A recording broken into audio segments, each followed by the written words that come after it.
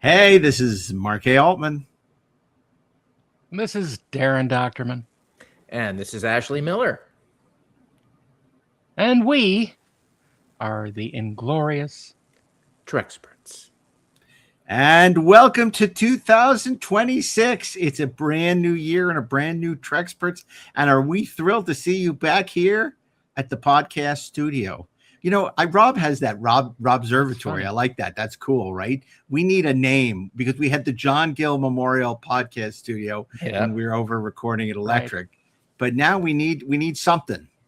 The ready room, the bridge. Maybe we can call it the secret hideout. Oh my God. That won't be taken for long. No, that's well, keep thinking. That's what you're good at, you know. By the way, for suggestions from our studio audience. For those of you who are watching on the video feed on Spotify and at YouTube, you'll see Darren is sporting a hipster Star Trek II exploration jacket. What would you call it? Landing party jacket? It's the landing party jacket. Yeah. There's nothing hipster about it. This is, hipsters don't go in. Hipsters don't go in for Star Trek II. No. Well, what if you went nowhere? This is a bit of Star Trek that you can wear in public without worrying about people recognizing it. So this was something you pre-ordered at the Star Trek Las Vegas with our friends at Hero Within, Tony Kim. Something we can pre-order. Yeah. I ordered it directly from Tony Kim. That's funny. Something you can transplant. Yeah, so the panel was a big success because they sold at least one jacket to you as a result of that panel. And they sold at least a couple more after my post on Facebook. So I expect my commission to be arriving soon. Yeah, I'm sorry to hear that they lost the license because Tony's a great guy. They're doing great work at the Hero Within. Well, to be fair, they didn't lose the license. They chose not to continue it because of the added cost involved. Yeah, the advances have gone up because the way licensing works, for those of you who don't know, I'm tapping into something I used to do in a previous life. I actually was a licensing executive for an apparel company. I know. I never talk about that. So yeah, I never talk about that. So yeah, basically you pay in advance against a minimum guarantee, which is basically everything's a royalty, but the royalty is you're basically guaranteeing they'll make a certain amount of royalties. If that gets too high, you sell more, if you sell more, you pay them more, and if you sell less, you still pay them the same amount. Ouch. Yeah, because you have an advance and you have a minimum guarantee that you have to pay them. So it's funny. That's at some point I was trying to get, not for me, but for the company I was working for back in the 90s, the Star Trek sock license. Because that was like literally the only thing that apparel that wasn't taken. And this was the heyday, Next Generation and stuff. I don't know what it never happened. I would have bought Star Trek socks maybe sooner than I would have bought a jacket or something. I think it was my idea, but unfortunately, and Paramount wanted to do the deal. They were lovely to work with, actually, but the company that I was working for started having financial problems because they had acquired the Harlem Globetrotters license. Oh my God! Which I had discouraged them from. I'm like, people as kids love the Harlem Globetrotters. And, when we were kids, we loved to watch them on Wide World of Sports. I said, but it's not like the Lakers or the Knicks or something, the Bulls, where people are going to go out proudly on the street. They're the same guys. And they're really old. So, people, I said, don't even. So I actually went to a trade show in Atlanta. It was the first time I was in Atlanta, called the Super Show. And I was there with Curly Neal. Wow. I spent the weekend with Curly Neal, which was awesome. And who else was there? I can't believe I'm remembering this. Michael Warren from Hill Street Blues. That was super cool. Wow. Okay. Yeah. So I had a really good time. We had, did you get the shirt you're wearing from that company? No, this is. I'm wearing this special for the new year. I'm wearing this Star Trek, a gold key Star Trek shirt because I wouldn't wear this outside of the podcast. So I figured it's good. I see. I thought we were kind of rocking a Thomas Magnum thing. Oh, I think you say Thomas the Train Engine. That too, dude. Yeah, so it's New Year's, and I got to ask you guys, not that you want you to tell any secret tell tales out of school, but what are your resolutions for this year, Darren? What are you resolved?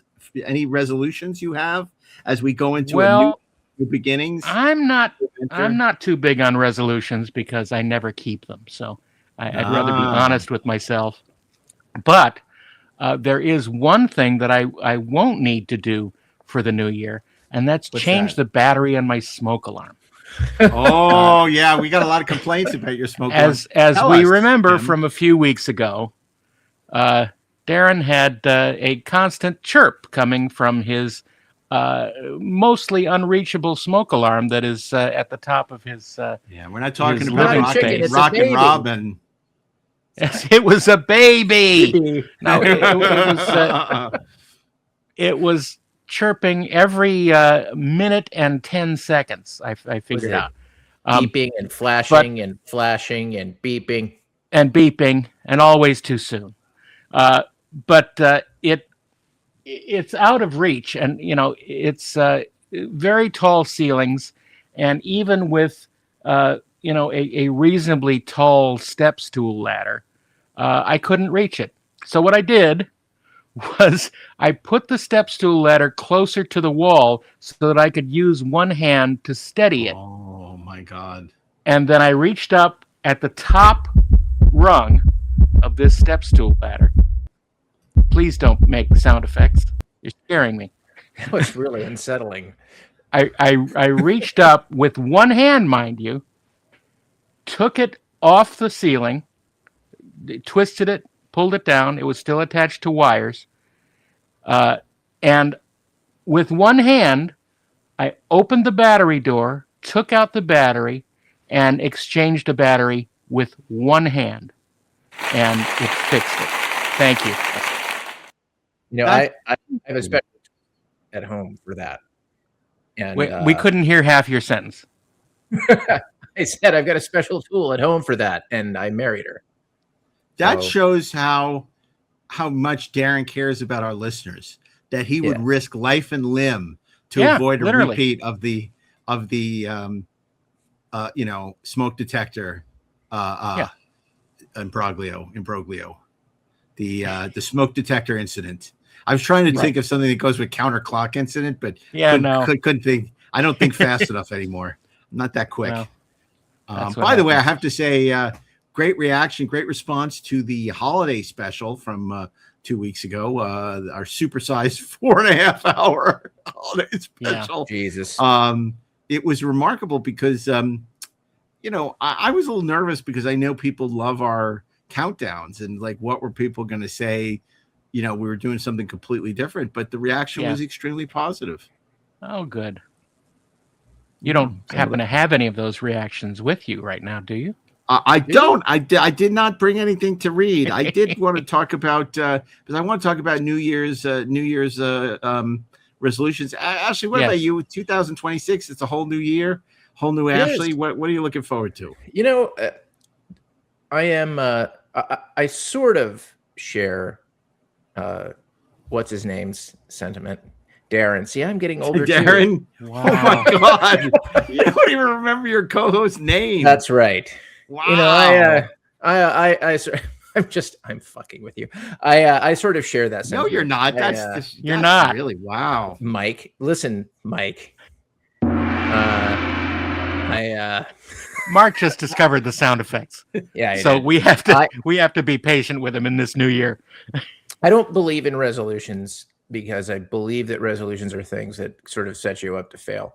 I do have goals. But achieving those goals requires a degree of consistency. And they aren't massive changes in who I am or what I do. It's just, it is constant improvement. So there you go. Good. And you set up a dojo in your house. Yeah, basically that's it, man. Like, look, I'm gunning for a world championship, man. I'm like, but you know what? More than that, I'm just gunning for getting better, getting stronger, getting You're like faster. the $6 million man. I'm the $6 million man. But you know what? I am stronger, faster, better than I was this time last year. Gosh darn it, people and like tend to be that way next year. Yeah. But you're like the discount version of $6 million man. I'm like the team of like $6 million man. Well, you know, like, these days, $6 million is the discount version. Yeah, that's true. Actually, that's the yeah. Well, for serious moments right now, my New Year's resolution is 4K all the way. 4K all the way. I like it. I approve. Okay. I approve. You know, I got to tell you though, there's certain movies I don't need on 4K. Like I definitely like. There's a point now where so many things are coming out 4K, and I mean, I just don't need to own all of it. If I have it on Blu-ray, I don't need certain movies on 4K. You're just wrong. You're wrong. No, 4K is great, and we I need love to support 4K. it so that more movies get put out on 4K. I do, and when it comes to Lawrence of Arabia and The Godfather and the Star Trek movies and a lot, I'm all about the 4K. Okay. But there are certain movies that I don't need the Oscar in 4K. I'm sorry. I love the Oscar. I don't need it in 4K. There are plenty of movies I do not need. I just watched Sweet Smell of Success. You don't want it to look pretty? Casablanca looks great in 4K. But you know, a lot of movies I just don't need in 4K, especially movies that I don't find that I'm going to watch that often that look great in Blu-ray. Because if you have a good Blu-ray player, it you know, with the upscaling, it looks great. Right. If it's it's a waste good, of if it's 3Ks. It's a waste of 3Ks. But don't get me wrong. I mean, you know, the movies that I love, like I can't wait for Planet of the Apes to come out in 4K. That'll look great. Just like North by Northwest, which was a VistaVision, obviously looks gorgeous in 4K. Yeah. But not every movie is going to really benefit from 4K. Well, not every movie. Yes, that's true. So anyway, but I am waiting for those. That's a discussion better on 430 movie. Yeah, probably so. True. This is true. You know, speaking of movies, though, I watched a movie which I bet you guys haven't seen, which you'll love. And you know, it came out previous year, and it came and it went. I forgot it had even come out, and it showed up on HBO Max, and I watched it. I watched it twice now, once myself and then once with my son. I absolutely loved it. It's called Film Geek. It's from Richard Shepard. It's a documentary about growing up in New York in the 70s and 80s, going to the movies with his dad. And it is literally a litany of movies. It could be our lives. I mean, it's literally just genre, you know, a couple of art films, a lot of sci-fi, a lot of really bizarre horror movies. And, you know, you didn't grow up in New York, but, you know, for me and then for Darren, who spent a lot of time in New York, all the theaters are amazingly familiar. And it's just a love letter to that era of film going and to his dad. And it's just wonderful. I mean, it's not like this brilliant documentary. Oh, and he's a big Star Trek fan. He talks in the documentary about going to see Star Trek: The Motion Picture and Star Trek II and watching Star Trek on television. He has a great story about going to his dad dropping him off at his first Star Trek convention and meeting Jimmy Doohan, which, you know, is a rite of passage for all of us. So I really recommend. Well, he does recommend it. He definitely recommends it. You can see it on his face.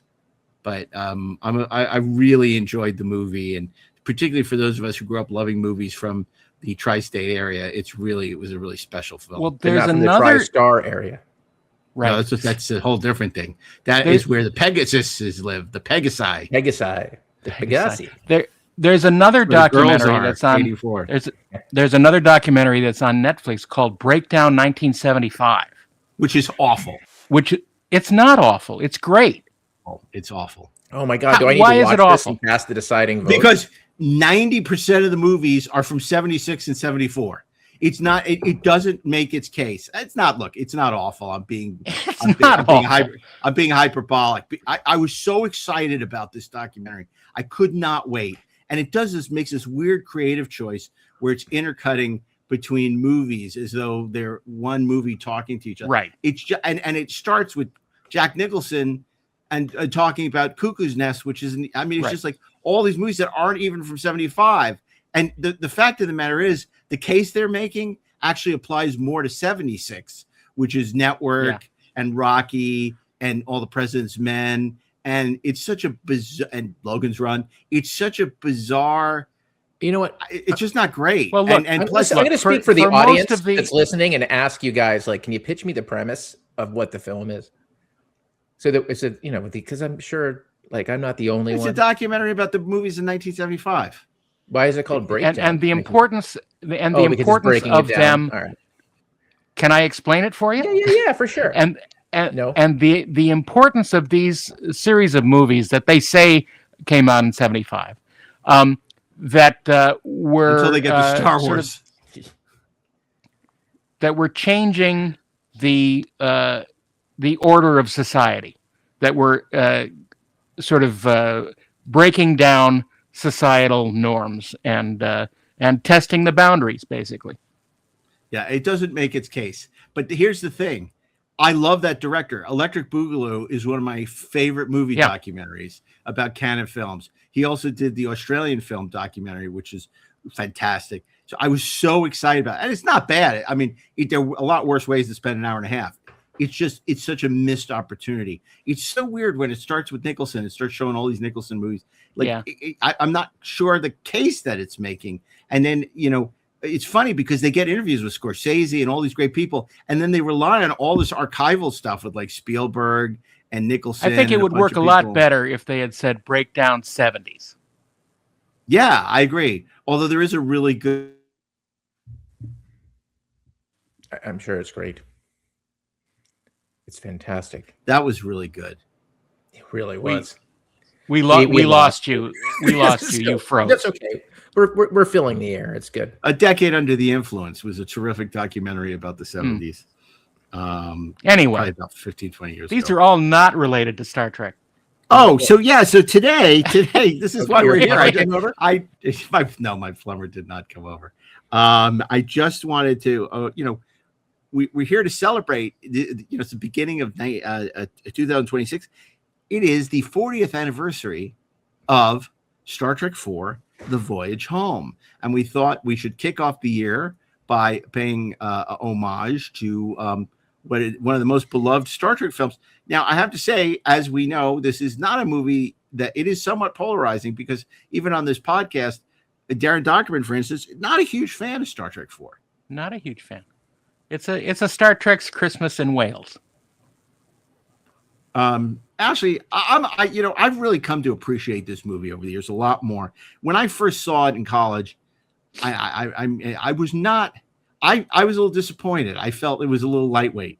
Over the years, I've really come to appreciate, I think, what this movie accomplishes, and how your funny first it is, impressions were correct, and how it provides how it's really been a gateway drug for a lot of people to Star Trek, and it really sort of does some great things with the characters and some really memorable lines. And of course, it is the sequel to Time After Time we never knew we wanted. But Ashley, the remake what about of Time you? After Time. Yeah, it's a remake. So Ashley, what about you? Where are you on the Star Trek IV bandwagon? I mean, look, when the movie came out, was it the movie I wanted? Maybe not. And I went through a phase where I was kind of too cool for school about the movie. And over time, I think I learned to embrace it more. And I think in particular, very recently, just coming to appreciate how accessible it is. It's accessible without being, it's silly and it's lightweight. It's accessible without being stupid. And it's still Star Trek. It's just a different flavor of it. And that lesson was driven home for me. I've talked about this, it was Caden's introduction to Star Trek. I felt like, okay, it'll be accessible. He'll dig it. He did. And guess what? Because he went to see that, then he went to see Star Trek the Motion Picture on the big screen with me. He went to see the director's edition, and he loved that. He went to see Star Trek 2, and he loved that. I just haven't gotten the kid to sit down and just watch the rest of Star Trek. But it did its job. And I think if it got him to appreciate the motion picture in Star Trek 2 and go, wow, this is just this Star Trek thing can be a lot of different things, then I don't think there's anything wrong with that. The great thing is he doesn't have to watch Star Trek 3. That's right. He doesn't. He knows how it ends. It's just, he started knowing how it ends. It's interesting because I feel like the other thing that, we always talk about the message of Star Trek and how, it couched, social allegory and metaphor, and how Star Trek spoke to a generation. But Star Trek 4 really did make a difference. There was a lot of attention to whaling and the plight of whales.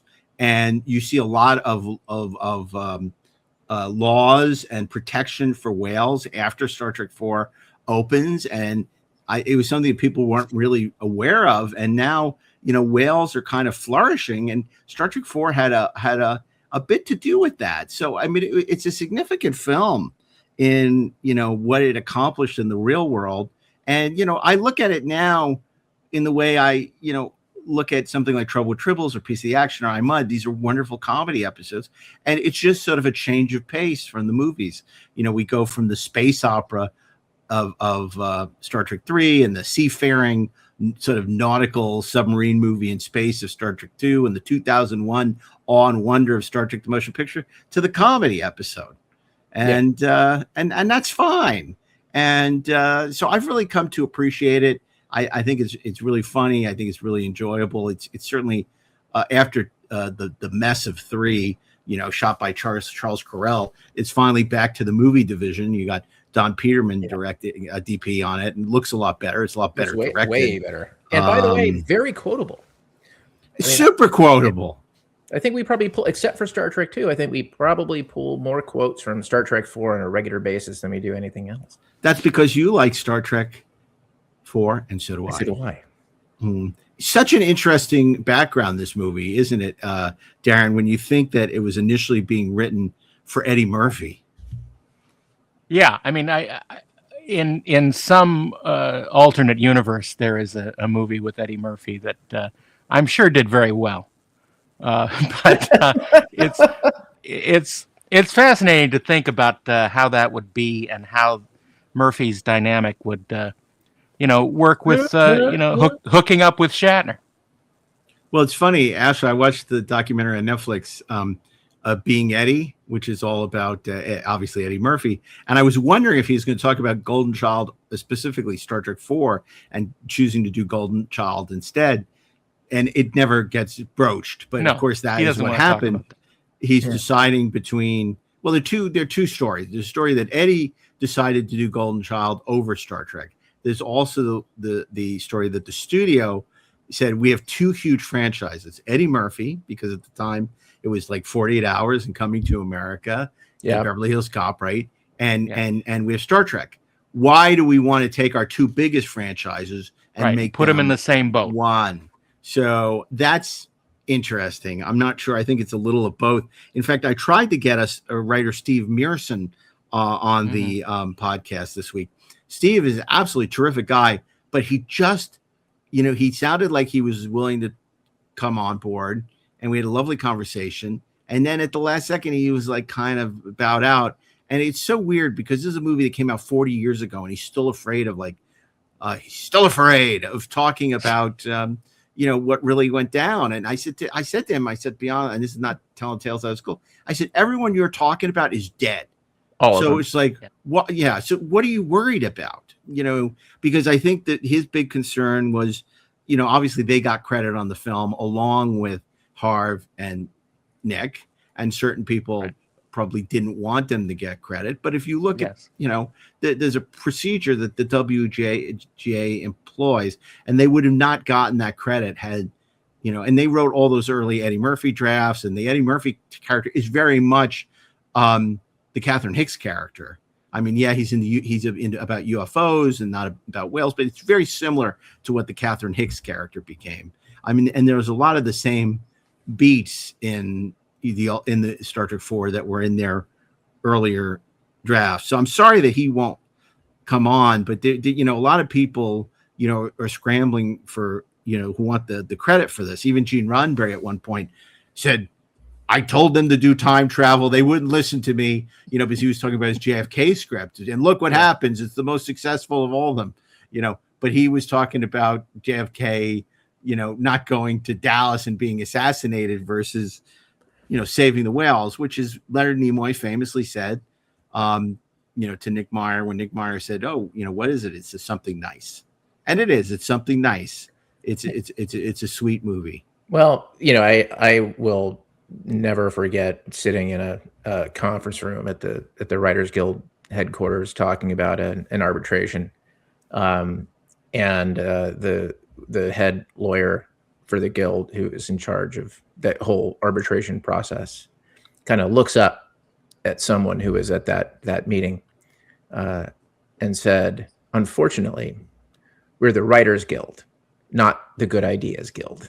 And it's like, so sorry, Gene. Yeah, I mean, time travel is a pretty good idea, but if somebody sat down and they put words to paper and it kind of made it through that credit process, honestly, especially like back then, when I think in some ways it was a little more difficult to resist studio pressure. You know what, man? They earned it. Like that, the connection. I would go out on a limb and say the connection is there. Is that always the case? Sometimes it's a little bit dicey, but I think for the most part, man, it's like, considering the number of obstacles that their draft would have to overcome, the number of political obstacles, the number of rewrites that it went through, if like somehow they managed to stay in that mix and stay in that fight all the way through, they probably earned it. Let's just say there's certain people that did not want their names on the script. So, it's interesting because this whole thing starts with Leonard Nimoy reading a book called Biophilia, which is about how, certain keystone species are destroyed. It'll, the whole chain of events, what it'll precipitate. And so, so that led to the idea of this, movie that was going to be about, the extinction of the snail darter. And someone at some point very brilliantly said, "Wow, there aren't much stakes in the snail darter. Maybe it should be something else." And of course, then, it became whales. And it's so interesting to compare the bookends because, of course, the bookends are written by Harv, the beginning is on Vulcan, and then the end on, with the 16 Return of the King endings, with the and then, of course, all the stuff in the 20th century, which is Nick Meyer, and just how good the Nick Meyer part of the movie is, and how okay the Tar Bennett part of the movie is.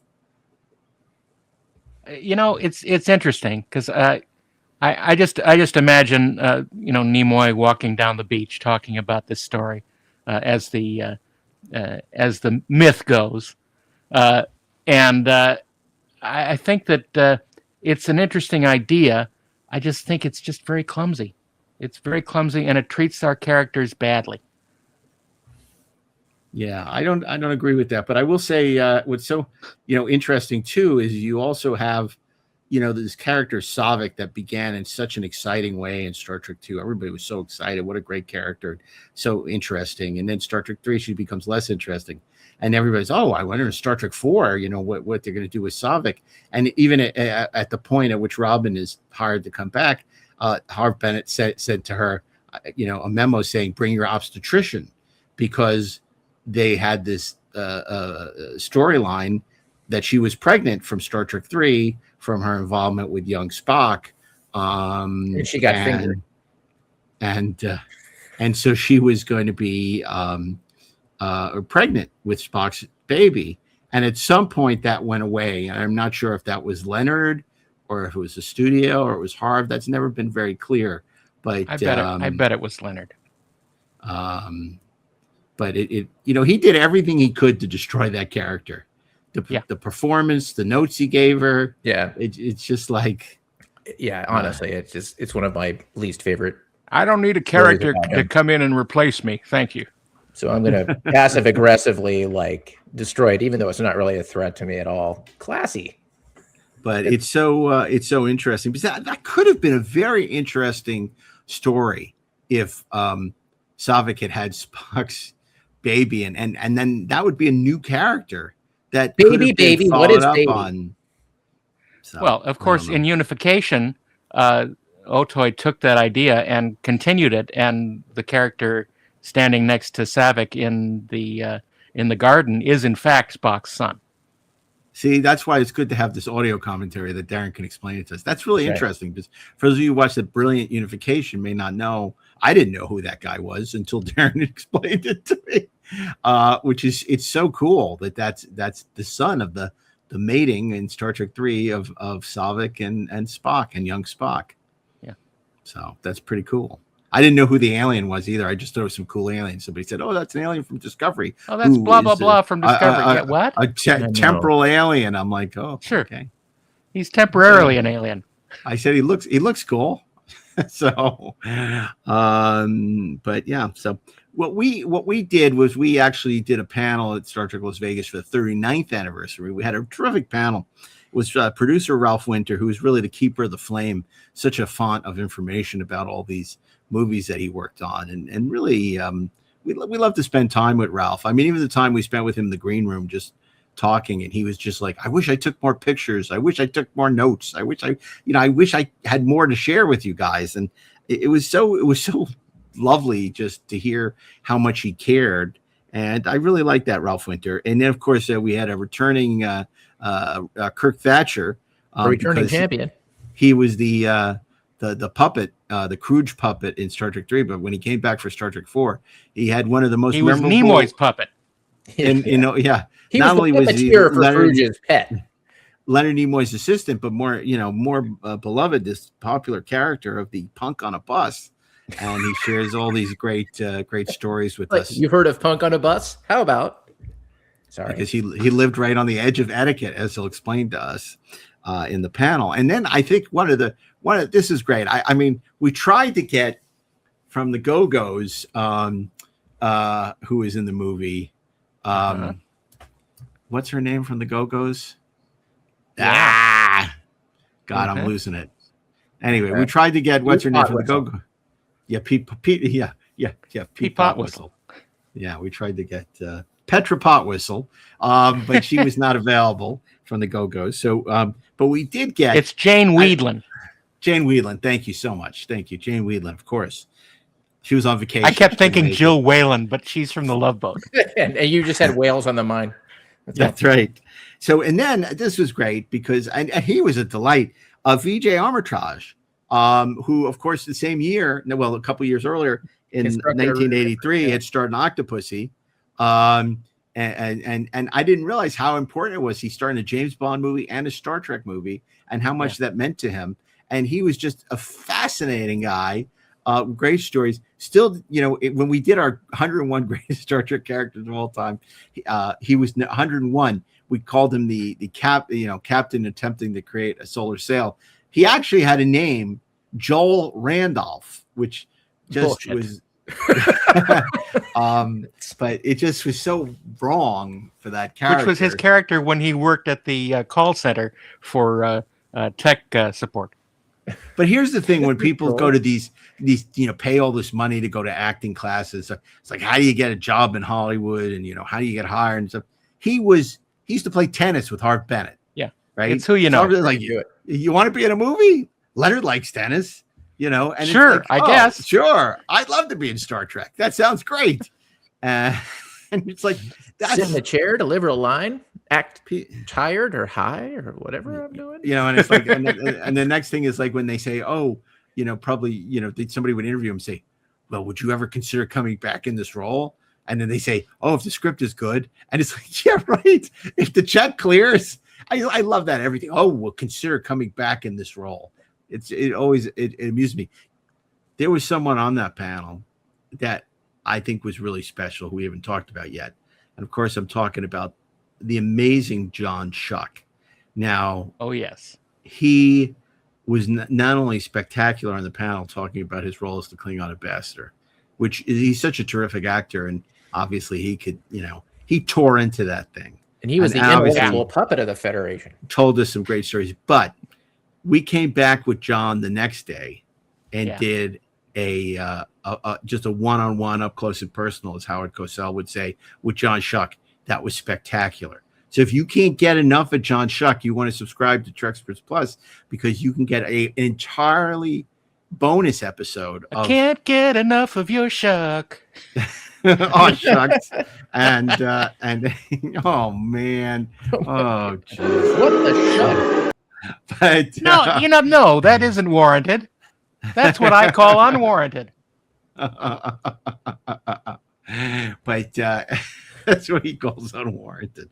But we sat down with John and we had the most amazing conversation about his career.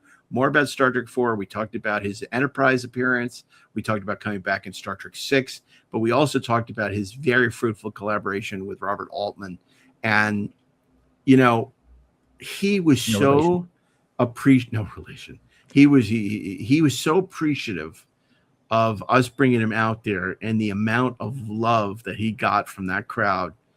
That's people say, why do you guys do this? It's so much work. That's why we love doing that kind of thing. Yeah. Because we can give back to these people who have given us so much. The fact that we were able to talk about Holmes and Yo-Yo, and people were actually excited to hear us talk about Holmes and Yo-Yo, was really special. And he's awesome. Love talking to him. And his favorite part of Star Trek 4 was my favorite part of Star Trek 4. So it's all good. That's right. He played the original Data, by the way. Just throwing that out there. I guess, yeah. Yo-Yo is kind of a precursor to Data, sure. Well, I really think that the Quester tapes was more the original. Yeah. Data. No, except no one saw that. Nobody saw no one saw Holmes and Yo-Yo either. Sure they did. Sure they did. It was Lots of people. Show. Way more. I mean, people saw the Quester tapes. Data or Yo-Yo? Well, that's the robot SmackDown, cybernetic SmackDown. That's right. Oh my. Cyborg SmackDown. Yeah. You know what my new pet peeve is, by the way, for the new year? What's your new pet peeve? Paul Giamatti. All this stuff on social written by AI. Oh my God. It's like horrible. It's so horrible, and it's all written the same. Yeah, and it's so funny. People are excited about, you know, and it's just like, I mean, I used to think that most of these freelancers who would work for these websites, they were usually awful writers, but AI is worse than the awful freelancers they would pay no money. It really is, and you can always tell. You can always tell. And it's just awful. And then now it's like all these memes, like, and it's all the same. You know, can you believe? You know, the cast was always excited when this person came to set. Oh my God, it's so horrible. And it's oh my God, and it's everywhere. It's like, oh my God, like on some of these social platforms, it's like Topsy. It just keeps growing and growing, and it's on top of it, the voiceovers are AI, so they don't know how to say certain words. Yeah, so like my audiobook. Yeah, but that was real people. Yeah, that's true. It was real people who couldn't pronounce words, much like me. Right. Oh my God. So, but that was a fun panel, wasn't it, Darren? I mean, that was a delight. I loved it. It was, it's always fun talking with people who were there. But especially when they're so nice and you know them so well that you can, really get down and dirty with the questions. I mean, more or less. You know, and it's funny because we'd asked Robin, and Robin had a wedding or something that weekend, so she couldn't come. Yeah. But she'd been so delightful on the Star Trek 3 panel, so we were hoping to have her back for the Star Trek 4 panel. And she wasn't able to come, but didn't have a lot of screen time, sadly, in Star Trek 4. Well, no, she had that OBGYN appointment she had to get to. Yeah. But the rest of the cast got, I mean, Walter has, a lot to do in that movie, and he's delightful. And all that stuff that was filmed actually in San Diego for the USS Ranger, which doubled for the Enterprise. And of course, all the great filming in San Francisco. And it's so wonderful because that woman, when they ask her where the nuclear vessels in Alameda, that whole conversation, that was ad-lib because she wasn't an extra. She had just wandered it through. And so as she's leaving. I'm not sure I believe that story. Yeah, no, it's true. It's a true story because Walter said, you got to get a release from that woman because otherwise you can't use it. And they went running after her to get a release for him. Yeah. I hope it's true. But you're a cynic. But I mean, no, totally it's true. You're totally cynic. I believe it. I've heard it from it'd multiple be nice sources. to believe that story. Multiple sources have confirmed that story with me, so I believe it. I usually can smell. I can usually smell the bullshit. This story's not bullshit. But yeah, we got to sit down, and Ashley, that was terrific. I mean, VIJAY, Kirk, and Ralph. I mean, man, I love talking to Ralph. I could just sit and talk about, his. I mean, it doesn't even matter that it's Star Trek 4 or it's just whatever. It's like, because he's such a pro and he has such great perspective on everything that he worked on and where his head was at, where everybody else's head was at. And it's just cooler than the other side of the pillow. And you just feel like this guy is just, he's just a professional, man. He makes movies. He's not caught up in the unrelenting fabulousness of it all. He doesn't seem to have any particular axe to grind or any particular agenda. He's not there for the adulation. He's just there to talk about it. And you don't have to pull stuff out of him. He'll just tell you the stories like it was yesterday. He's great. Yeah, he is. And plus, it's great because he, of course, produced the original X-Men. You guys got to talk because you worked on, that's right. You did First Class. So there was a whole X-Men thing there. And I worked on the third one, and I got to know him on that one up in Vancouver. So that was, that's situation. Right. Everybody loves Ralph. So, well, this is great. And we're really excited to kick off 2026 by sharing our 40th anniversary tribute to Star Trek 4. And of course, if you want more panels like this, you'll want to join us at 2026's Star Trek to Vegas, which is taking place this August.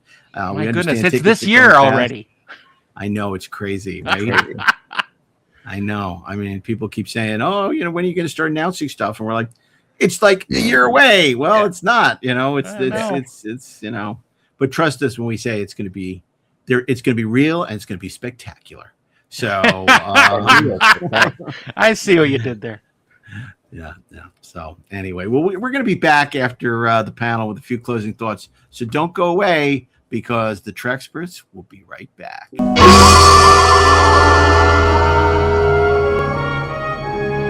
Avoid the planet Earth at all costs. We are under the attack of an orbiting probe. Notify all stations. Starfleet emergency. Red alert. Earth is on the edge of destruction. We cannot survive unless a way can be found to respond to the probe. The key to saving the future Spock, you're talking about the end of every life on Earth. can be found only in the past. We're going to attempt time travel. Sulu, take us home. These are the voyages of the crew of the Starship Enterprise. Judging by the pollution content of the atmosphere, I believe we have arrived at the latter half of the 20th century. Stardate 1986. San Francisco. Our own world is waiting for us to save it. They have 24 hours Everybody remember where we parked. Break up. to complete their mission. It looked like a cadet review. We will beam in tonight, collect the photons, and beam out. I want you all to be very careful. Without being discovered. We have an intruder. All right, who are you? You're not exactly catching us at our best. That much is certain. This is an extremely primitive and paranoid culture. What does it mean, exact change? Many of their customs will doubtless take us by surprise. We're ready for beam out. My transporter power is down to minimal. Got to bring in one at a time. You're from outer space. No, I'm from Iowa. I only work in outer space. Let's do our job and get out of here. Freeze! Take off, can you hear me? Freeze! I've lost it. Who are you? Admiral Kirk! I'm coming with you. You can't. Our next stop is the 23rd century. Full power now, sir. Shields at maximum. Steady. Hold on tight, lassie. Can we make breakaway speed? That's all I can give you. Book 8. 8.1. Book 9. Now. Star Trek 4, The Voyage Home.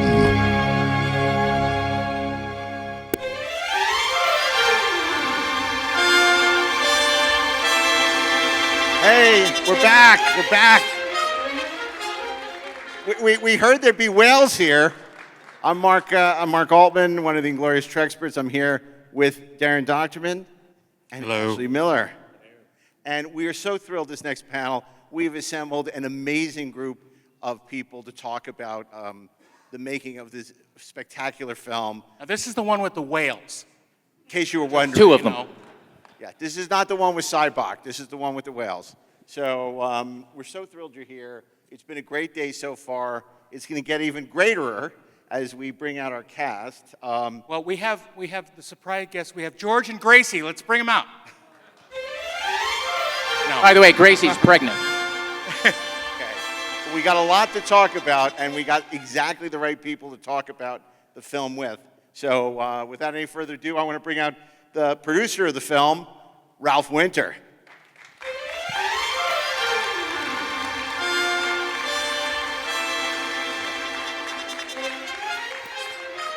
Mr. Ralph Winter. Mr. Ralph Winter. They're having such a good time. They haven't seen each other in so many years. They're just hanging out backstage. Oh, Come on out. Ralph there he Winter. is. Wherever you want, please be my guest. He was oversaw the marketing and publicity for Star Trek 2, 3, and 4. Good friend of Inglorious Treksperts. Amazing stories from his tenure at Paramount. One of the great publicity and a huge Star Trek fan to boot. It's Eddie Egan.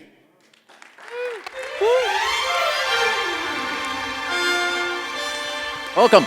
And to introduce the cast, Darren, I'll turn it over to you. All right. You may know him as captain of a ship in dire straits after the probe pass, Mr. VIJAY AMRITRAJ.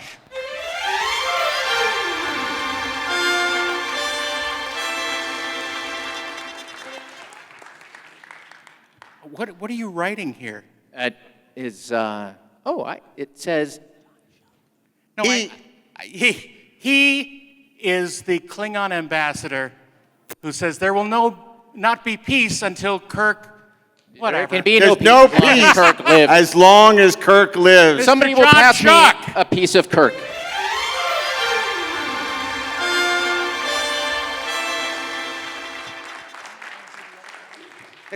And last but not least, he was Leonard Nimoy's assistant, but we know him best as the punk on a bus. It's none other than Kirk Thatcher. Well, that's right.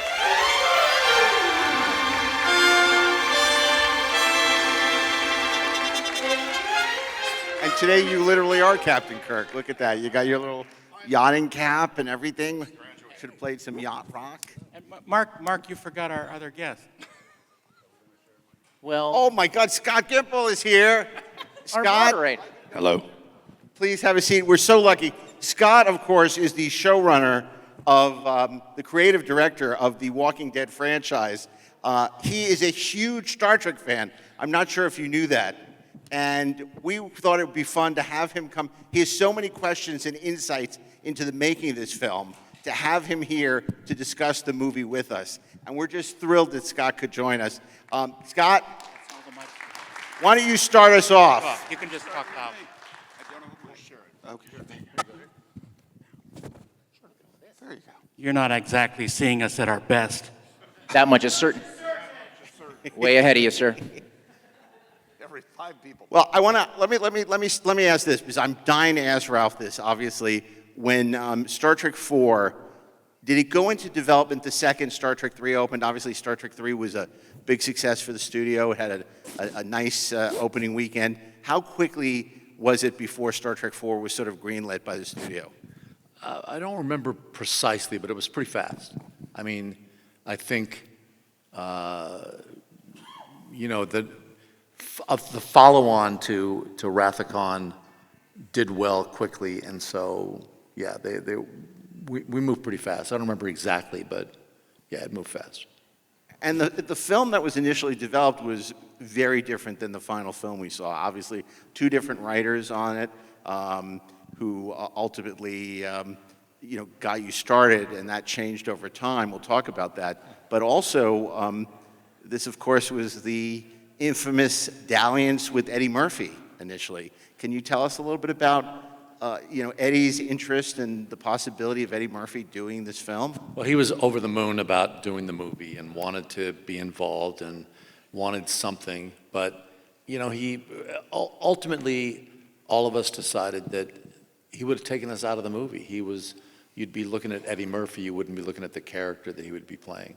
So it was reluctantly decided that even though obviously marketing and get more people and all that, it just wasn't going to fit the story and was going to take you out of the story. So that's ultimately what happened, even though all the marketing folks wanted him to be there. Eddie, did you sense a change in the way the studio was looking at Star Trek at that point? Obviously, Star Trek II had been a big success. Star Trek III almost equaled the box office of Star Trek II.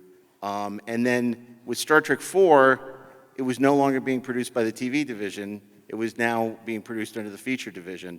Was there a sense that things were changing for Star Trek, that it was all grows up? Yeah, I think Paramount got over the shock or disappointment or bafflement at what happened during the production of Star Trek I by that point. So, but thanks to the stewardship of people like Ralph and Harv, Star Treks 2 and 3 were very, very successful, and they kissed it up to the feature film division, which was a great thing because the picture just looked so much better and bigger and had more budget. So, yeah. Scott, it's such a beloved film. What do you think about and it's also so fascinating because it's a risky film in a sense, that Star Trek had always been, to a certain extent in space. It'd been about science fiction, and this is a very earthbound film. It's also a comedy for the most part. It's pretty audacious, don't you think, that the studio took this risk? And tell us what appeals to you about this film, why you think it's so special. I mean, when I saw it, I remember seeing the trailer, and it was confusing in a good way. The remember where we parked was wild. Like, that was crazy to hear. And I don't know, when you sit in that dark theater and the credits essentially go through a transporter, they come in that way, it's just like, okay, buckle up, you're going to have a good time here. I think the structure of the film is amazing. I read that Nicholas Meyer was kind of annoyed that there were 5 endings. I love that there's 5 endings. I love that it's not pat. And I will say, I was reading something this morning just about, I work in a franchise, albeit a smaller one, but whether it's Marvel or whether it's Star Wars, everybody's trying to bring new people to these old or older franchises. This movie did that. There's so many other movies that didn't, and it's kind of amazing for these 15-year franchises now. People are like, I haven't done it, I'm not getting in. This movie did that, and that's an incredible achievement. Yeah, Ralph, I think what people, who maybe were younger don't realize is this was the most successful Star Trek film ever. And adjusted for inflation, it probably still is. And that was, or close to it, it's a pretty remarkable achievement. And so it was bringing new people to the franchise, which was the goal when you made it. Yeah, I mean, the picture is accessible. Every once in a while I speak to a class, a elementary class, and they'll bring a fireman and a post office and a doctor and some geek that works in movies. And she'll talk about some of the credits. And the kids, 11, 12 years old, she'll say, and did the Star Trek about the whales. And the kids go, I love that movie. And I always think, you weren't even thought of when we made that movie. And yet they enjoy the movie. There's an accessibility about it that is very rewarding, that people saw all of these performances and enjoyed the story and still enjoy it. And that's a wonderful legacy that we can be a part of and enjoy, that fish out of water, can't take them to the 23rd century, it's too expensive. Let's take them to the 1986, San Francisco and expose them to weird. and that worked. Which is really interesting because, you know, Star Trek 4, more than I think any of the other Star Trek movies, is dependent on knowledge of what happened in those previous movies. It's dependent on understanding Star Trek for context, like why is Spock so weird? You know, what is this Starfleet thing? How do you make a makeshift, you know, solar sail? I don't know. And you're paying off 2 other films, and yet somehow the audience, more audience showed up for that movie than anything else. So was that part of your thinking in development? How do we take all this stuff that should be inaccessible and make it more accessible? And how did you approach that? Well, I think a lot of that is just getting out on the street and interacting with people, you know, and I mean, some of that was sort of man on the street. Kirk was a part of some of that, you know, nuclear vessels and all of that, just getting you know, the motorcycle cop, all those things, you know, were sort of real life, bringing it into this science fiction and that combination. Some of that was inadvertent, that was Leonard, that was on the street. Some of that, you know, happened, you know, not in the script, but there was an attempt to, let's make this accessible. It can't be this sort of reserved thing that only a few people can enjoy. When Leonard hired me, and they had just started writing what became Star Trek 4, so I saw the Mearson and Krickus script, and he said why I wasn't doing it. He said one of the reasons he hired me, he wanted me to take care of all the technical props and makeup and special effects in particular. He said, this movie is about the characters. It's not a big sci-fi concept. It's not us aliens destroying us or some weird, you know, what if concept. I mean, it's a weird what if concept, but it's very approachable. But he said, I want to focus on the script and the characters. So I'm going to give you, you know, a lot more power than somebody my age and experience probably deserve to go, and Ralph was there, to go to these meetings and kind of be the, you know, what they call the hand of the king in Game of Thrones. And he just said, just focus on that, make sure you run everything by me, but I want to focus on the characters, because the thing that people loved about Star Trek, besides the what if and a positive view of the futures, are these friends and their relationships with each other. And that's what that, and I think even the actors loved that about it, because they got to show themselves, not just going, Warp Factor 3, you know, he actually had a history and family and all that. And I think people resonated with that, and that's why it was so accessible. Is like you didn't need to know. You didn't even have to like science fiction to like that movie. Kirk, wasn't Leonard's famous quote about this movie, I'm going to do something nice this time? Yeah, well, Nick Myers said it, and I was on a panel with him. He said, there is no enemy in this. The enemy is our ignorance, which is another thing. It was a nice commentary and very, you know, save the whales, Greenpeace, all that. But there wasn't some guy trying to blow up the Federation or kill a planet or do whatever. It was humans' ignorance. And I think people kind of went, oh, that's cool. You know, that is the bad guy. I want to look at John and VIJAY, who, you know, this was their gateway to the Star Trek universe. VIJAY, you play a man who saves his ship by constructing a makeshift solar sail. Were you a Star Trek fan? How did this role come to you? Was it audition, or was Leonard a big tennis fan? Or how did this all come about for you? I really think it was my looks, but thank you.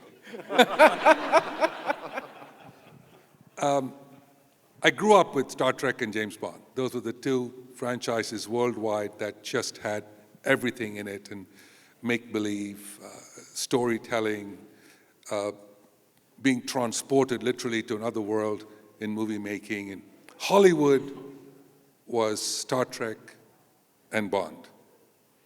And as I was on the tennis tour, the 2 movies I saw time and time again, constantly, were the series of Star Trek, the original ones, and the early Bond pictures with Sean in it. I had these weird dreams that at some point in time, I was going to be in these 2 franchises. And I knew I was an above average tennis player, but I didn't think it would get me into these 2 franchises. So I played tennis, a lot of tennis with Harv many years ago. I never let him beat me, but we kept it close. A if you know how the pros do it, So I was on tour a long time, and I had made the quarters at Wimbledon and the US Open and so on. And so I ended up doing the Bond picture in '82.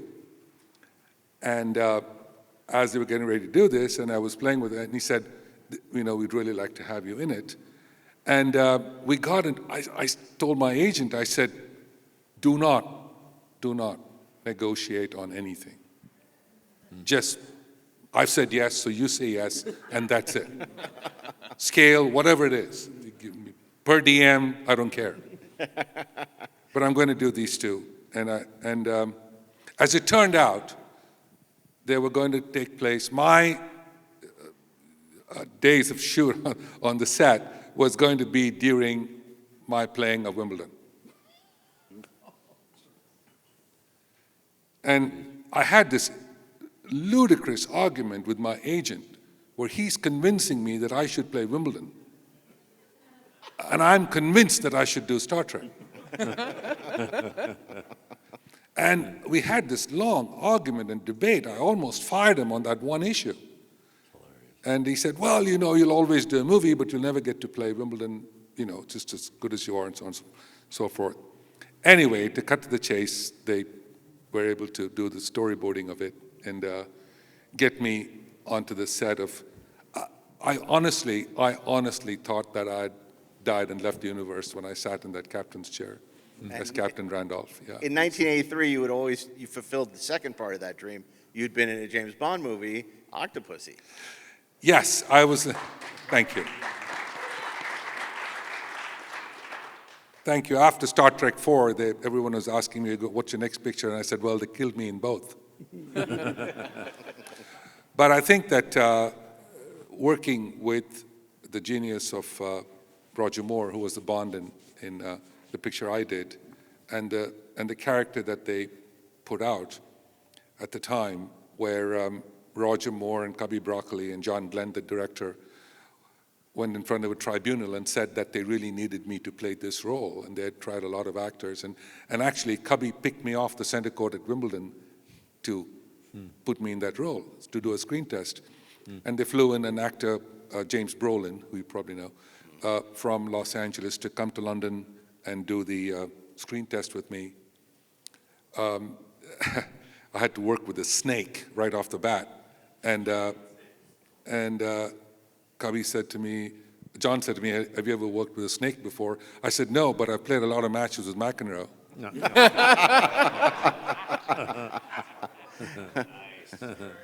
John. So I think that got me the role, and I got it. I worked on it for 14 weeks, so it was a long shoot. But what they did very nicely was allow me to shoot for 3 weeks, and then I went off and played 2 tournaments, and I came back and did 2 weeks. And so it was quite a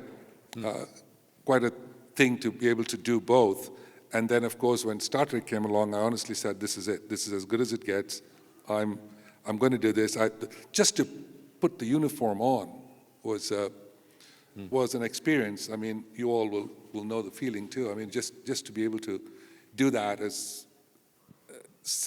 it's not just a dream coming true, but it was more the aspect of, honestly, miracles do happen. And this certainly, clearly for me, was one of them.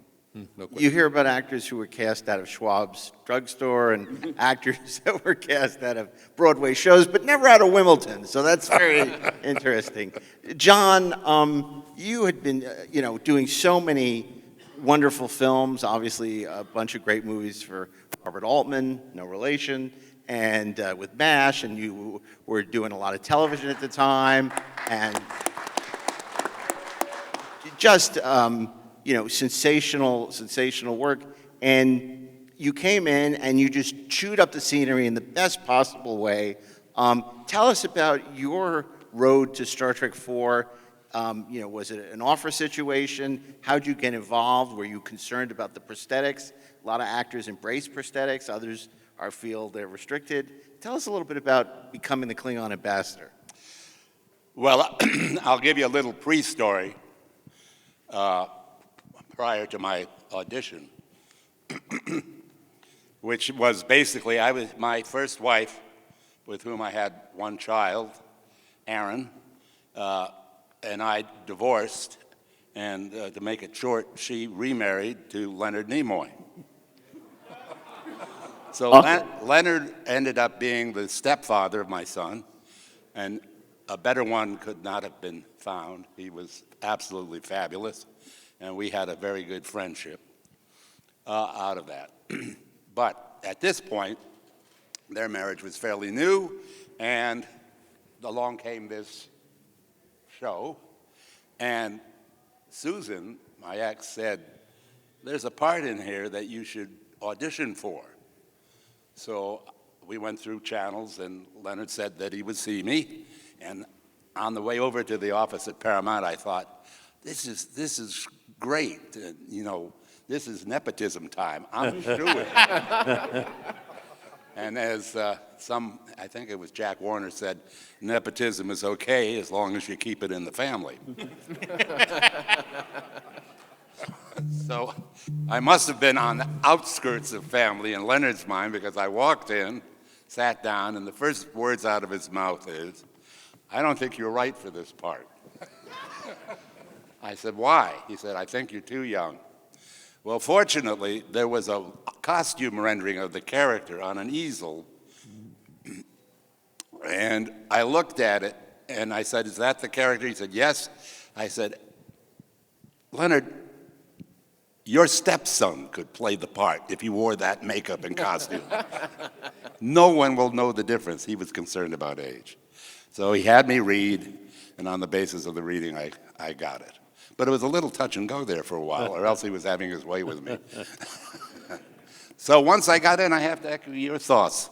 It truly was like Hollywood you got excited about as a kid, because there were all these people, extras. This set was huge. It was half the size of this room. It was, makeup began at 3 in the morning for a 9 o'clock call.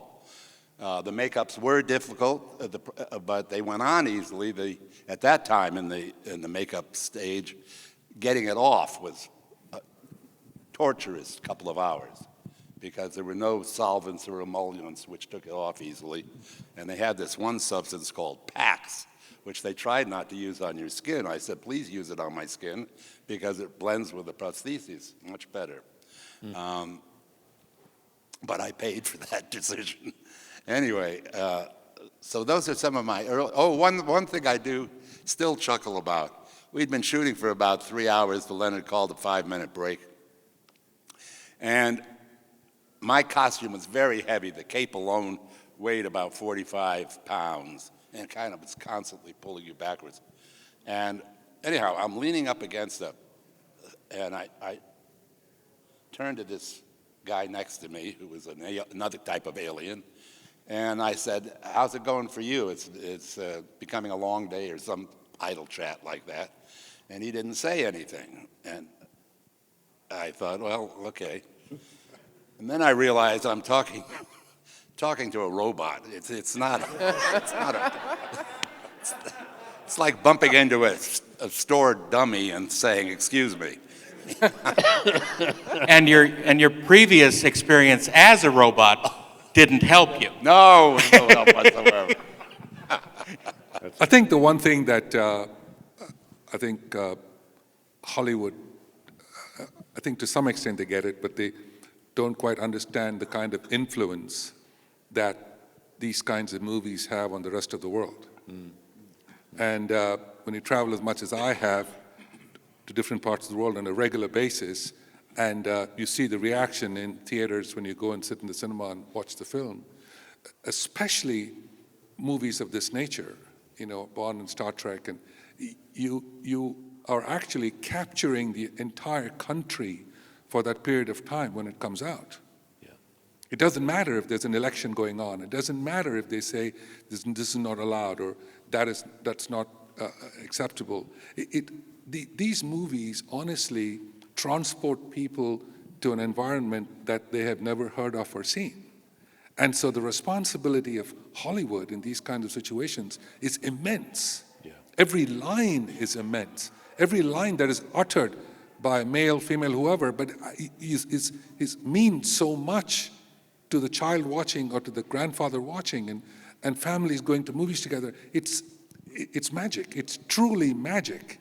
And it's not just an opening weekend box office, you know? I know that means so much to where we come from and what we do and how much it impresses people, but I think you have to understand, just as important or even more so, is the influence it has on the rest of the world. And this film in particular, because it had an ecological message that was, in a way, ahead of its time.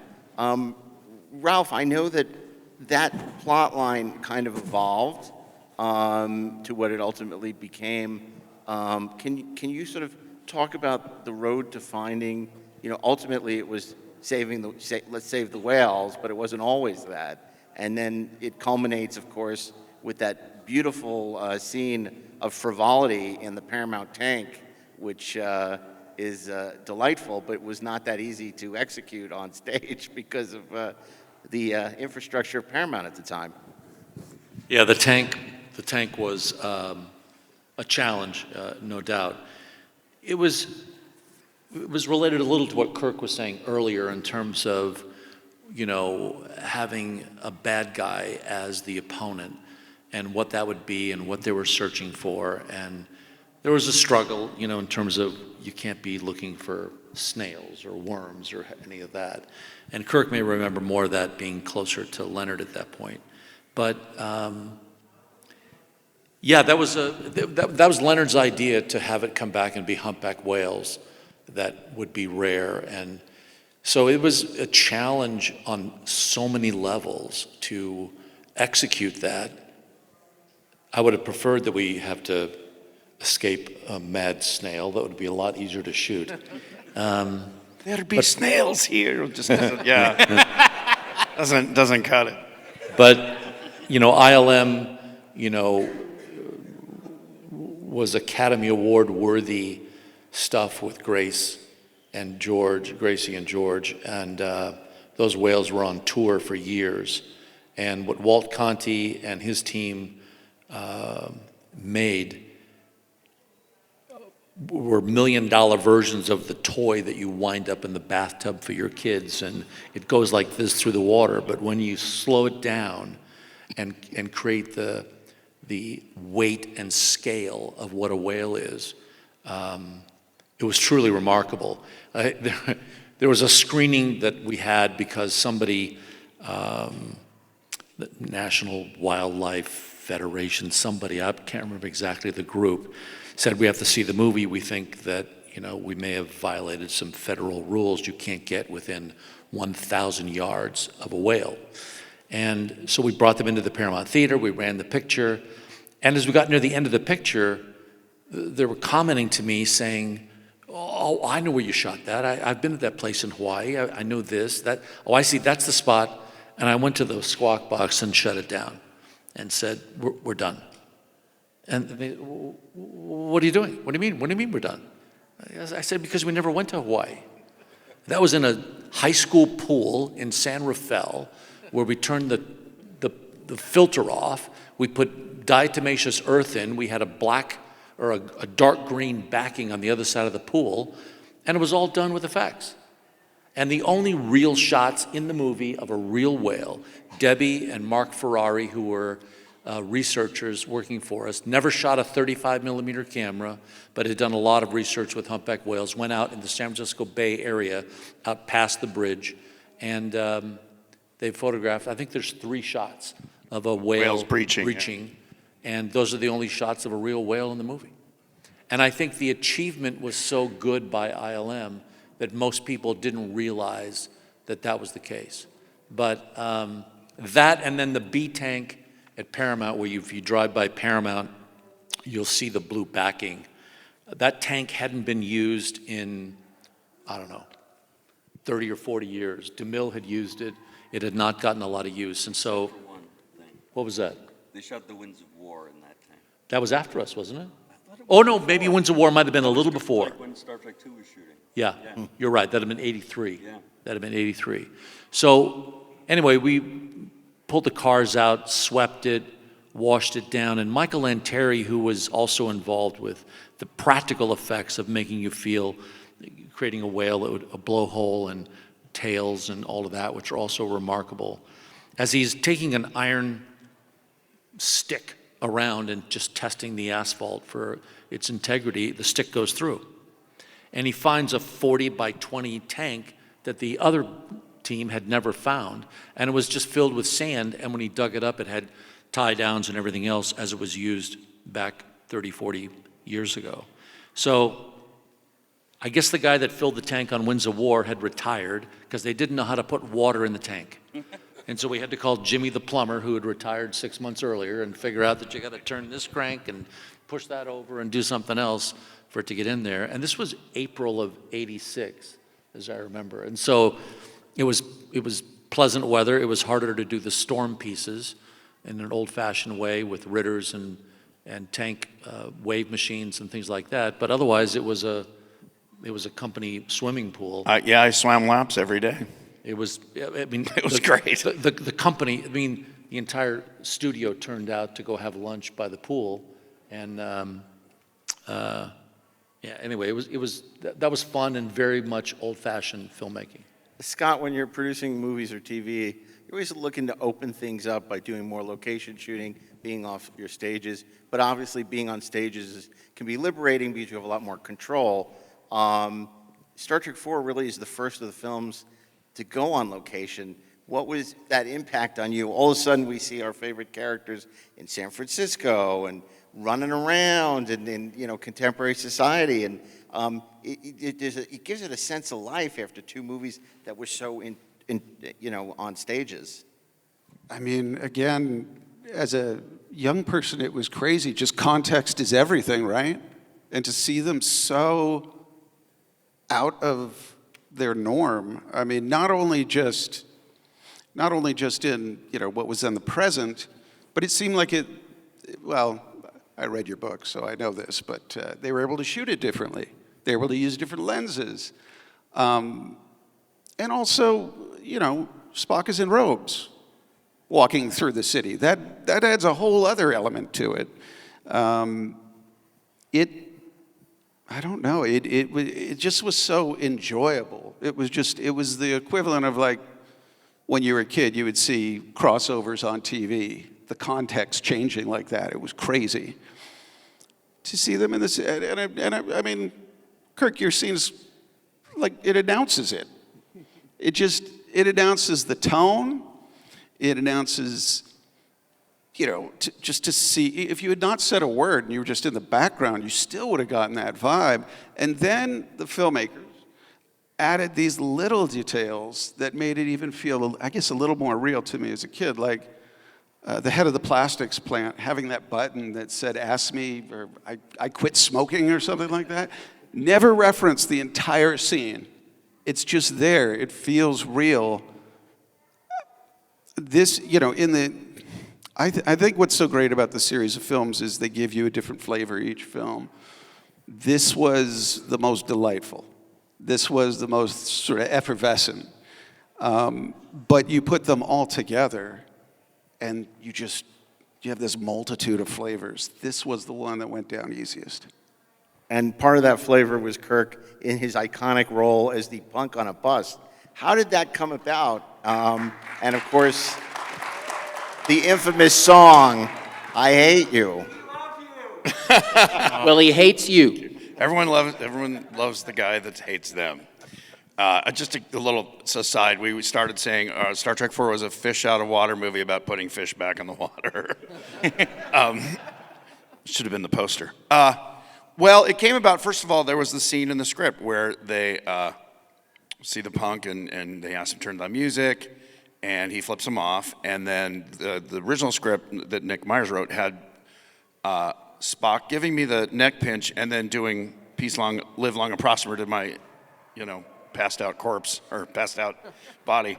And so that was in the script, and I'd been in a band, and I'd had short, not as long of a mohawk, but when I was in the band, kind of punk hair too. I love punk rock music. So when that came about, I remember going to Leonard and said, "Hey, I want to play that part. I was 24 at the time, so it still could pass as young. And he said, really? And I said, yeah, I will do the whole thing up. I know the music, I know how to, yeah. And he's like, all right, let me think about it. And I didn't want to bother him because, I was just happy to be there. I did go and I did a drawing of what I would look like. So I showed him the drawing. He's like, huh. He was very warm, but he also could just be, and you're like, oh crap. So didn't say anything for a week. I mean, I worked with him every day. At the end of every day, he'd have a big gin and tonic, and we'd talk about thing. I didn't bring it up, he didn't bring it up. So about a week later, I go in his office, and we hang out for the last hour of the day where he has a gin and tonic. This is all before production, obviously. And as I'm leaving, I just called him Chief. Good night, Chief. He goes, one more thing. I'm like, what's that? He'll do the Steve Jobs thing, one more thing. He goes, you can do it. I'm like, wait, seriously? I knew what he meant. I'm like, okay, this is gonna be great. So I went and I had the gal who'd cut my hair when I was really punk, and she shaved the sides, and I had to bleach it twice to get it that color, to then dye it road cone orange. And I got the outfit, I bought the jacket, I knew where to go in Melrose to get all the punk stuff. The only thing that wardrobe provided me was shoes, which you never see. The funniest thing was when we did the full hair and makeup test for the full outfit, just to look at it. I was leaving the makeup trailer, and Dee there, who you guys know, who's very laconic and dry, he saw me as I'm coming down the stairs. He goes, hey, Kirk. I'm like, hey, Dee. He looks me up and down, and he goes, nice shoes. Just, again, but the cast, one thing about that crew is they really were lovely people and they were having fun with this movie. It wasn't a slog, it was fun. They didn't have to go on weird sound stages with lots of smoke. So anyway, we shot the scene, but in the scene, there's no music because they're getting the audio. So I'm just sitting in the boombox going, take after take, just bobbing my head. The first time Leonard gave me the neck pinch, I couldn't feel it because I'm wearing a very cheap leather jacket and a dog collar. So I'm trying to, I think that was here, and he's pinching me here, and I'm going trying to see if he's actually, and so the second take I said, you got to really pinch down. And he's like, well, no, I don't normally. I said, I can't feel it. So we did it. I passed out, and my joke was, what if my face just turns the box off? Because he was supposed to turn it off and then do this. And so we agreed, let's just let me pass out, and they sits back and starts talking. So later, after the movie was shot and we're in post and they were looking for the song, and the head of music, who I don't remember who that was, but we had a meeting with him, and he's like, well, we could use, we have a deal with DAREN, or, the Pet Shop Boys, or some new wave punk, or not, they weren't punk at all. And Leonard, again, who trusted me because I was a lot closer to that kind of music, I said, Leonard, that's not punk. You need Dead Kennedys or the Ramones or True Sons of Liberty or, real punk music.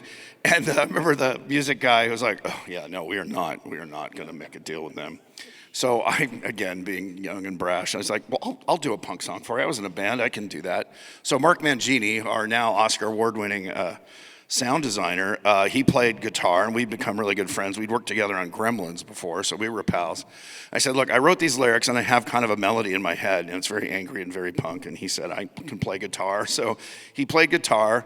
One of the sound engineers did the drums, and another guy did the bass. So it was all the sound guys and me. That was the edge, what became the Edge of Etiquette, which Ralph gave me that name. Because I mentioned earlier, I'd go to those meetings for Leonard, and I was me. And so I was sassy and young and too stupid to know that I should have been more, what's the right way, more protocol? And so we were having a meeting one day, and he said, God, you go to those meetings and you say this stuff no one else get away with, but you're Leonard's guy, and so they let it pass, and you're just you walk the edge of etiquette. So when they say, well, what are you going to call this band? And I didn't want to call it the Kirk Thatcher Experience. So I said, well, I should have. I'd probably have a lot more money now. But they said, we'll call it the Edge of Etiquette, so that's how the name came about. So that is the shorter version of a long story of how that happened. Eddie, when you were rolling out the publicity on this movie, obviously it was a different kind of Star Trek movie, and you did want to broaden the appeal. How did that change anything, if at all, the way you promoted it and the way you pushed the film and yeah, it was sort of built into the material. The great pleasure of when we got to the point of releasing clips and stills, they were all comedic. We threw in a couple of,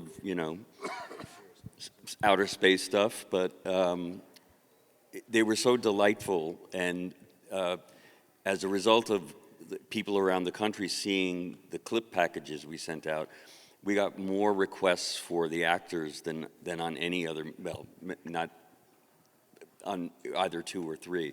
We still didn't let any press on the set, except for one unfortunate incident in San Francisco where we were allowing someone from one of the San Francisco papers to observe the scene in the Italian restaurant where Hicks and Shatner are talking.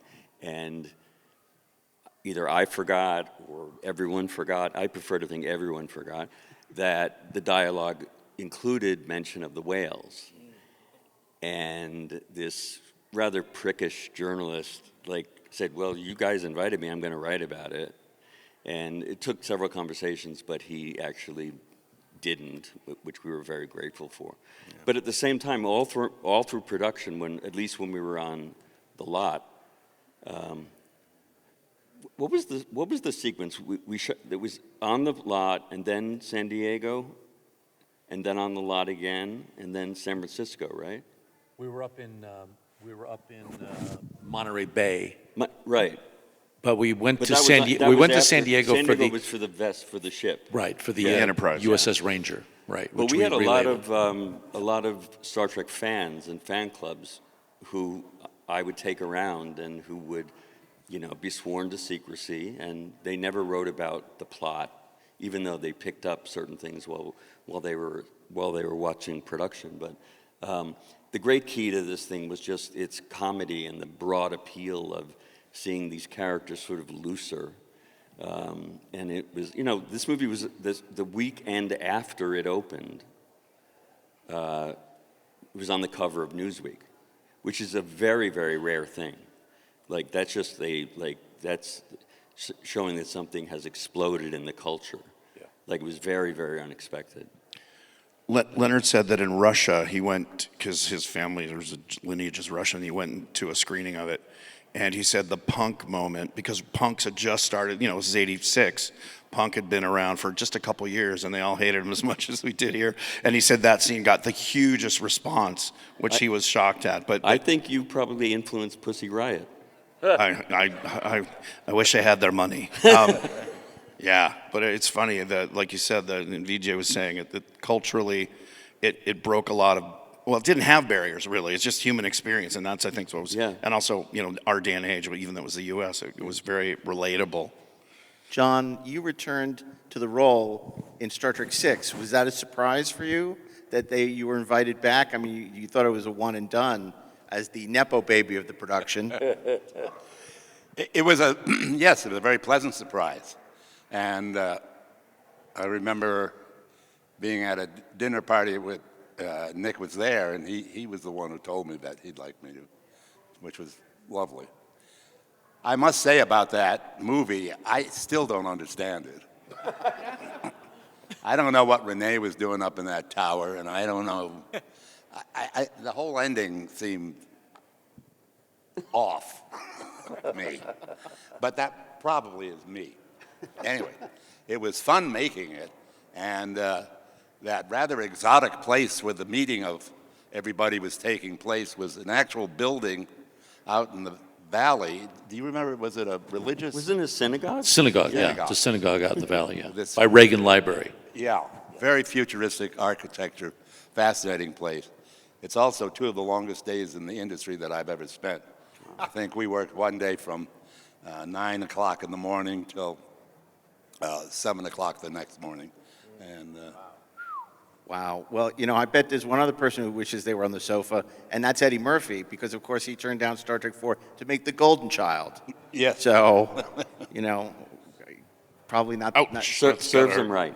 Serves him right. His career worked out pretty good, but, The Golden Child didn't. Let's go to some questions, because we only have a little bit of time, but I do want to remind you, before we go to questions, that we're lucky enough, we're going to have Ralph back to talk about the Trek's Not Taken, the Academy years, which was a fascinating prequel to Star Trek that was supposed to take place after Star Trek V. We're going to talk to him about that. Scott Gimple is going to be back with us tomorrow to discuss Star Trek the Motion Picture and the road to Star Trek the Motion Picture.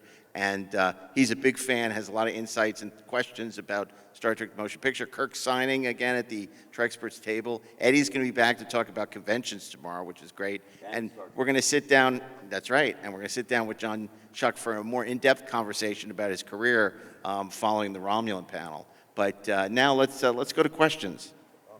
Greetings. Oh, gosh, that's louder than I thought it was. Well, I don't actually technically have a question. It's more of a... manifesto? Not that long, thankfully, but if you'll permit me, because you mentioned how accessible this movie was.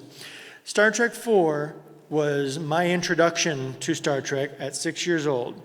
Right as it came out on VHS, that old purple box VHS tape, I don't know if anybody remembers that, had the unfinished Next Generation trailer at the beginning of it. Right. But because of how accessible this movie was, how it, like every character had something to do. It was a simple to digest story, but was still deep in its own way. It was a straight up fun adventure. It didn't have a bad guy to fight. Even as the probe was vaporizing all the water, the president would say, there seems to be no way to answer this probe. He doesn't say fight, he says answer. It's always a question to be answered, a mystery to be solved. And this film overall, from start to finish, captured my soul and never let go to this very day. I firmly believe if I started with Wrath of Khan like most people want you to, I wouldn't have been a fan. So thank you for Voyage Home being what made me a Trekkie for life. Oh, thank you. Or we should apologize. Thank you. First of all, love the movie, of course. It was very funny and yes. So obviously my question is for Kirk. It was a pleasure to see you redo your character in Picard. And then also we noticed you in Spider-Man with your crusty boombox. How did those come about? Well, Spider-Man, I think, came first. Well, somebody said, you were just saying Star Trek affected you. Kevin Feige, when I met him, I thought I was getting punked, pun intended. He said, wait, you're Kirk Thatcher? I mean, this is Kevin Feige after like $5 billion movies, right? And I was meeting him at Comic-Con. And he goes, you're Kirk Thatcher? The Kirk Thatcher from Star Trek IV, the punk in the bus, and associate producer and wrote the song. I'm like, yeah, and I'm looking around, where's the camera? And he said, I saw that when I was 15 years old, and you're the reason I'm a producer today. And I'm like, what? And he said, so it's your fault. Exactly. And I said, wait, what? And he said, yeah, your credit was associate producer, and you got to do all the stuff, so I want to be a producer. You can do all that cool stuff. And so he said, and I'll try and compress it. Basically, I was in a meeting about writing a Marvel movie, and he came in to say hi. He was going to be in it. He had to run to go to New York because they were shooting Spider-Man Homecoming. And I said, oh, that's funny. I'm going to New York for whatever reason that same weekend. He said, wait, what? Oh, my God. Oh, we should put you in the movie. You could be a punk on the street, and you'll have a boombox, and you could be playing I Hate You, and yeah, talk to my people. And he ran out of the room. So in 2 days, I was on a plane on a midnight flight to New York because we were shooting at like 6 in the morning on that Friday. So I got on a Thursday night, got there, got in makeup. The idea was that the punk had not done well. It was a homeless guy living on the street. And originally the boombox was supposed to be playing I Hate You, which would have been a bigger kind of nod to the character, but Disney didn't want to pay for it. They're like, no. So I think they had a Ramones song in the scene. Anyway, that's how that came about. And then Terry Matalas, who worked on Picard season, I think he did all 3, but definitely season 2, he found me on Twitter, or now X, and he said, hey, this is, my name's Terry, I'm a showrunner on Picard. I have a question for you. And I wrote back, my only answer is, why did it take so long? And so I kind of knew why, I assumed why he was asking. And so, yeah, that came about, and I met with him, and we had a blast. And what was amazing for me was it was directed, that episode, by Leah Thompson, who you know from Back to the Future and other films. And she and I had been friends since Howard the Duck. But I didn't know who was directing that day. We did a hair and makeup test like a week earlier, and I walk on, do it again, and I say, who's directing? They go, Leah Thompson. I'm like, what? So it was great. And she's the only reason to have a line, because originally the punk was supposed to just turn it down and kind of cower. And so we tried. It's just weird, especially when you're like there and someone's talking to you and you're just like, so she said, just say what you would say. Don't worry about, we'll pay you the extra $100 or whatever it was. And so that's where it came up with like, sorry, apologies, I'm all mousy, and that was fun. Scott, are we going to see a boombox zombie anytime soon with Kirk now that you've met? We'll talk. Okay, there you go. Next question. Thank you. Hello. Kind of piggybacking off the last question. I first saw Star Trek 4 when I was like 10 years old, and the Punk on the Bus was my first exposure to punk rock. And yeah! I've been playing in a punk rock band for the last like 20 years back in St. Louis, and it's a very important part of my life. So I just want to thank you very much for doing that for me. Like, welcome. No, I was thinking about it, and that kind of brings me to my question. So we don't get to hear the full song. The radio cuts off. Right. Did you? Okay, well that answers my question, I guess. Did you write an entire version of "I Hate You" and record the whole thing? Actually, it's on YouTube, I think. Yeah. Somebody put it out. Yeah. Well, it's on the La La Land CD. There's about another 15 seconds, and mainly you hear the guitar breaking down, and I'm going, blow it all to hell. Yeah, I got blisters on my lips. I think I'm screaming. I've got blisters on my lips. Blow it all to hell. Ah, the guitar doesn't. So yeah, it was better that it was cut off, really. I think. But it was written for the bit, so it wasn't like 3 other verses. Yeah. Sure. Thank you. I did rewrite a new version for Picard called "I Still Hate You," which I don't know is available on YouTube. Anyways, I want to thank you all for doing Star Trek 4. It was a movie I grew up with. But also what I grew up with was a TV show called Dinosaurs. That's for me, I guess. And so my question was what was the inspiration for you to do that project? Well, I worked with Jim Henson. It was the last thing he and I worked on. And the inspiration that Star Trek 4 had, so I'm trying to keep it on point, was Robbie's mohawk. The son had a frill like a mohawk. And my original drawing, he had a punk jacket, and he was supposed to be the punk dinosaur son. But it was Jim Henson's idea. Let's do a sitcom about dinosaurs showing off dinosaur thinking, which is why they all are in a nuclear winter at the end for their dumb thinking. But thank you. Hi, I do want to say that Star Trek 4 is my favorite Star Trek. I love that one so much. Scott Gimple, I want to say I've never seen an episode of Walking Dead, but when I saw online people getting really, really excited about the ones who live, I went and watched the series, and I just loved it. I want to say it was really good. I don't know if I can handle a whole series of zombies. Thank you. I don't know if I can handle all the zombies because it's too gory for me, so just wanted to say that. But as for Star Trek 4, I want to know who came up with some of the dialogue. I love like the part when they're in the hospital and DeForest Kelly character Bones was like so offended by the medical technology and how there was nothing there, and then how he gave her a pill, and then later she's saying, you know, the doctor gave me a pill and I grew a new kidney. And so I'm just wondering about who came up with some of the dialogue like that, or the computer and stuff like that for Star Trek 4. The specific medical dialogue? Well, no, just all this funny dialogue, the overall dialogue that made it so funny. I mean, I wrote that make some it so of it. memorable. I wrote the I wrote the Vulcan gibberish that the guys are saying when they're loading the bird of prey. Mhm. I wrote the questions that Spock is answering and asking in the beginning. I gotta ask, when they were talking about a current event in 1987, it gets cut off. What current event was it? One of them was, they did, I think it says what was, it was transparent aluminum. What was invented, yes. And it was the invention of transparent aluminum, You which know, was an Easter for egg. $2. And they cut it because they thought, I don't know why I thought it was great, but yeah. I froze the Blu-ray to try and read it.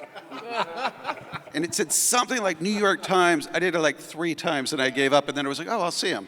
It was the invention of transparent aluminum. Yeah, I wrote all those questions because Harv Bennett's like, you're a nerd, you know science. I have a giant science. He just writes stuff that's Vulcan history and philosophy and culture and some science stuff, so I got to write. Ralph, did you want to answer that, just how Nick Meyer and Harv Bennett collaborated? It was an interesting way that they chose to tackle that script. I don't remember much about, Nick has always been very quick in terms of writing, and, I think, what he's brought to the even-numbered ones was more of that sort of operatic, approach, which works very well for what Star Trek is about. But well, he wrote the 20th century stuff. He wrote everything back, right? Yeah, and then Harv wrote the wraparounds. Harv gave it sort of the overall structure, which what he was best at. None of them knew how to use a computer, so I helped write some of the stuff with Scotty talking to his mouse. Right. Oh, that because they just didn't understand. That was my joke, actually. Saying hello remember, computer. I remember. Because I'm like, guys, they talk to computer. They're not going to know how to type. Exactly. And so the gag of Scotty going, hello computer was my gag because I just bought a Macintosh right when we literally started, and I bought it because I was at UCLA and I got the discount, so I had a Mac 512. And we had approached Apple, but they didn't want. Yeah, Apple's not up yours, so we just had computer graphics guys put it in.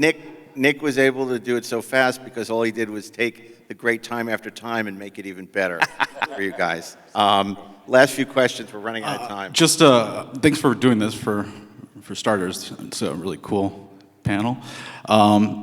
Did you guys? I've read the script, I've looked at the movie with closed captioning on, and my perception of them ever using Uhura's first name was in the first J.J. Abrams movie, and I'm like, oh, okay. And then I'm watching Star Trek 4, and right after they get the message from the Federation president,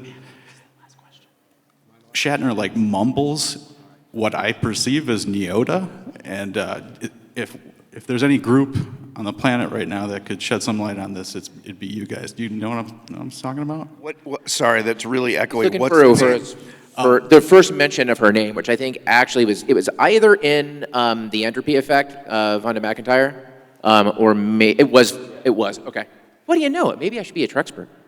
Maybe you should. How about that? Welcome aboard. Well, last question. No, where are you going? Your last question. Oh, no, he just question. Well, that was your question. Oh, okay. What I'm saying is let's stop with that question. Is it in the dialogue in that movie? Right. Yeah, was it mentioned in the movie? I'm sure nobody really can answer that. I don't think so. I don't remember. It will remain an unanswered I have my mystery. script. I'll look at it and text you. But so many other questions you've answered that illuminate the making of this movie. And we're so grateful to you, Kirk, Scott, for joining us as our resident super fan. Did you ever think? Star Trek super fan? I think everybody in the room could out-fan me with knowledge, but I accept the nomination. Ralph Winter will be back to talk about the Academy years. It's a fascinating journey. It was a fascinating script. You'll hear all about it in an hour. Eddie Egan, just a font of knowledge who I just can't say enough about. I mean, we first heard about all these Star Trek movies because of his efforts, and he was one of us, and he protected the integrity of these films, and we're so grateful to him. VIJAY, we're so glad you got to recognize your dream of James Bond and Star Trek. It was a gift to all of us, along with that solar sail. Which I like to think you eventually did build and saved your crew and yourself. And now, Joel Randolph, that was the name of the character? Where did that come from? We were trying to find out who you played, but somehow, I guess maybe it's on IMDb or something, Joel Randolph. Yes. I have no idea where the name came from, but I probably think it was a very easy name for everyone to pronounce. Okay. Because my name in the Bond picture was very complicated, and Roger said, why didn't I just call him VIJAY? So that's how that name came about. So I think from a name recognition perspective, it resonates better when obviously the actor, it's a throwaway line when he says the name.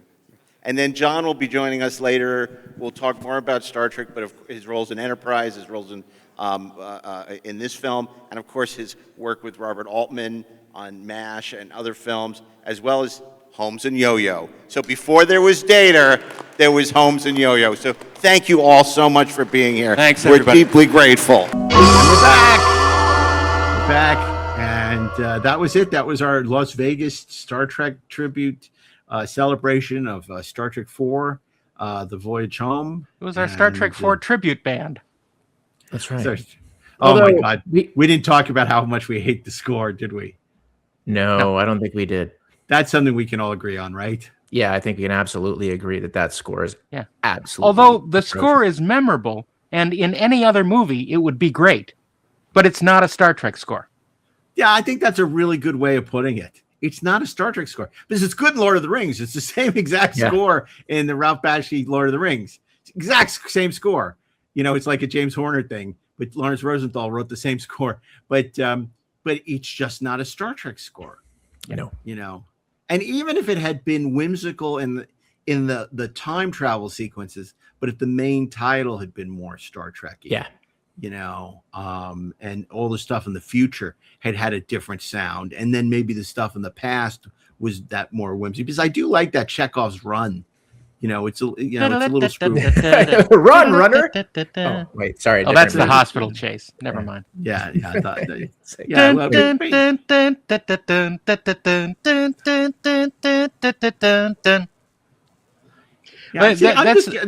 That's the closest that a Star Trek actor has gotten to looking like his own action figure.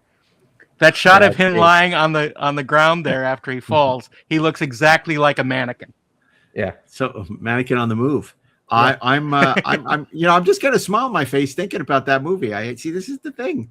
I mean, maybe I'm just mellowing out with age, but I like that Star Trek 4. I really do. Yeah, me too. And I liked our panel. And I liked I loved our panel. Yeah. Even though what happened in Vegas apparently didn't stay in Vegas because we're putting it out on the internet. We got to find out this year what people want from the show. Like, do they want more interviews? Do they want? No, we don't. Like we haven't ever. SmackDown? We do it for what we want to see. Yeah. Okay. And it just happens to align with a lot of people. It seems like people are still loving the podcast, other than Trek Movie, which did not give us a best Star Trek podcast this year. What the hell? What's wrong with them? We can't have it every year, Mark. That's true. Well, until we're not the best Star Trek podcast. But we are. It's okay. But we are. Although I gotta admit, it was very funny. They gave Daren's brilliant parody of the Starfleet Academy key art best Star Trek parody. I was delighted. I thought the Starfleet Academy was the best Star Trek parody. Well, I got to say, if we were going to lose out to anyone, I'm glad it's the Sci-Fi Sisters because, of course, they're doing spectacular work and obviously nice honoring of Sabrina Wood, who passed away last year, and they're doing great work and filling a very important niche in Star Trek fandom. So good for them. And who's the big losers? We're the big losers. That's right. I don't feel like a loser. I feel like a winner. I also feel like a winner. We're all winners. I'm a winner. You're a winner. I'm going to get a call too. Why were you bitching about that on the air? You know who the real winners are? Because we're promoting your website. No, George and Gracie. That's because George and Gracie are the real winners.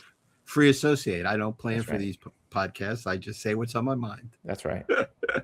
George and Gracie, which is amazing because of course everybody at the time knew that was, based on George Burns and Gracie Allen. Some people now nobody knows.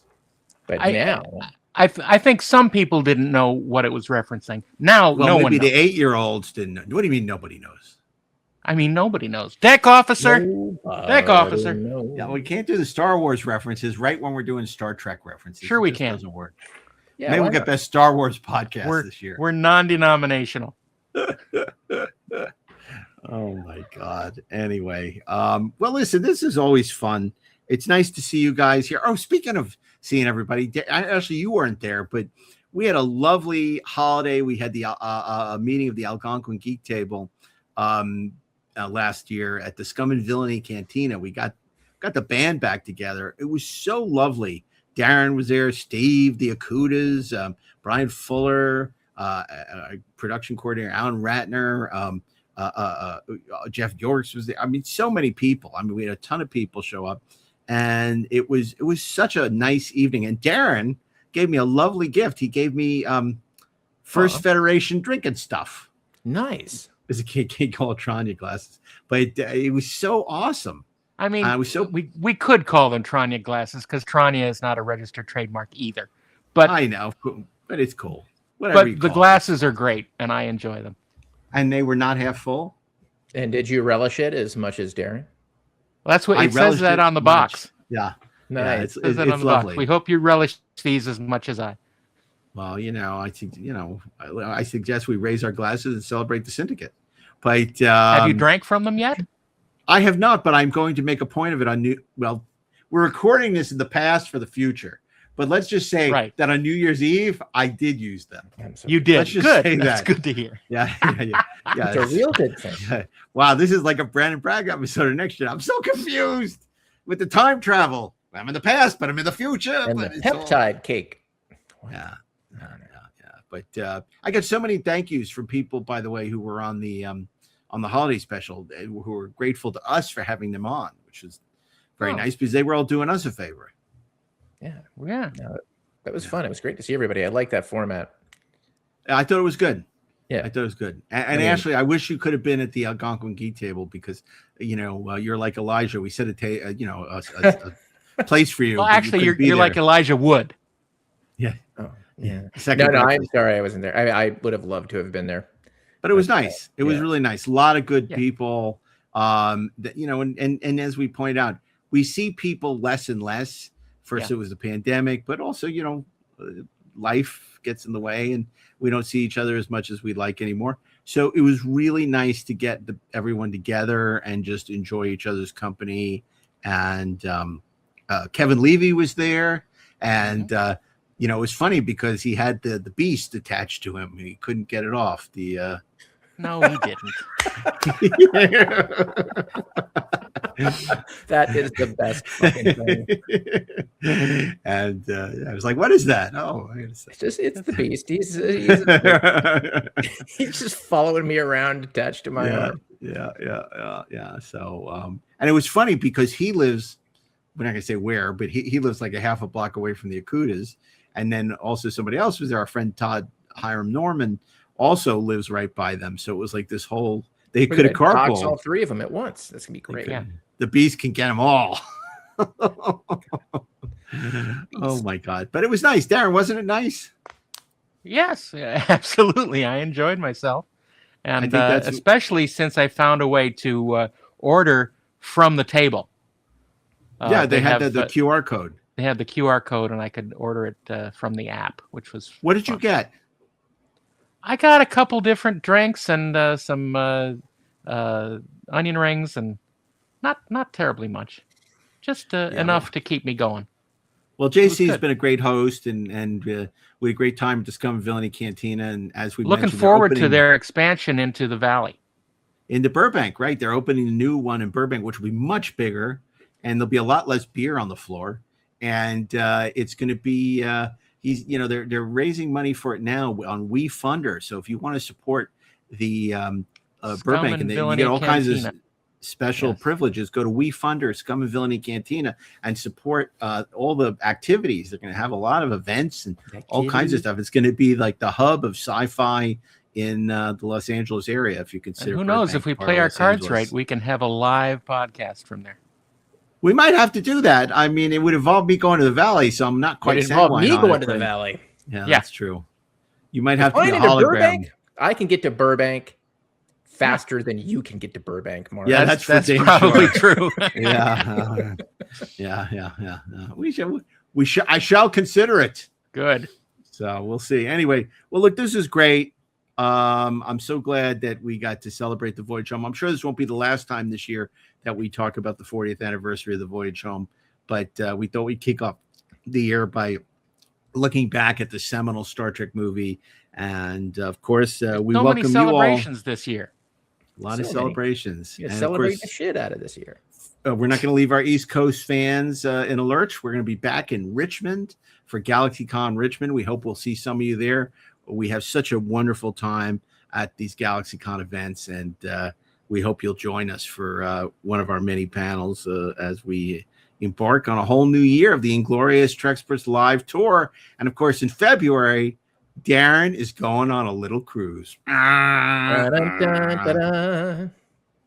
Now, if you see two assassins named Mr. Wint and Mr. Kidd, run.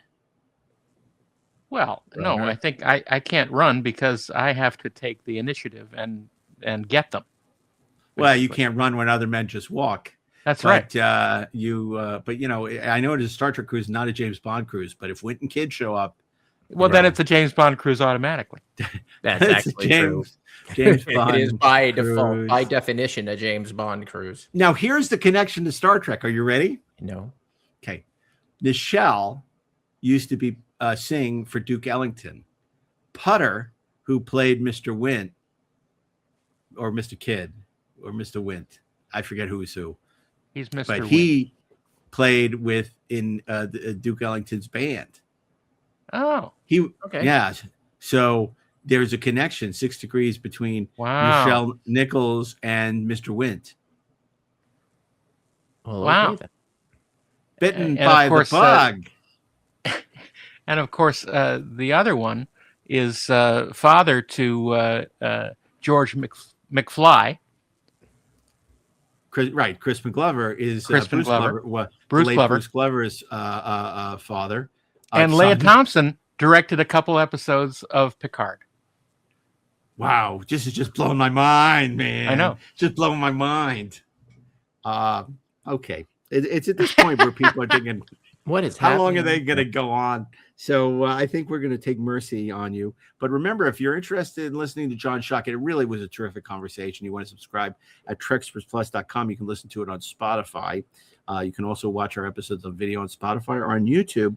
And you can share your thoughts about this and every episode on all the leading social channels, Threads, Instagram, Twitter, Blue Sky at Inglorious Trek and Inglorious Treksperts. And of course, we ask that you rate and subscribe today. If you let other people know how much you enjoy the podcast, it'll also help the algorithm send people our way, which is more and more important these days, unfortunately. And gain strength from the sharing. And don't Indeed. forget our Discord channel. Oh, thank you, Ashley. Tell Yes. us about our Discord channel.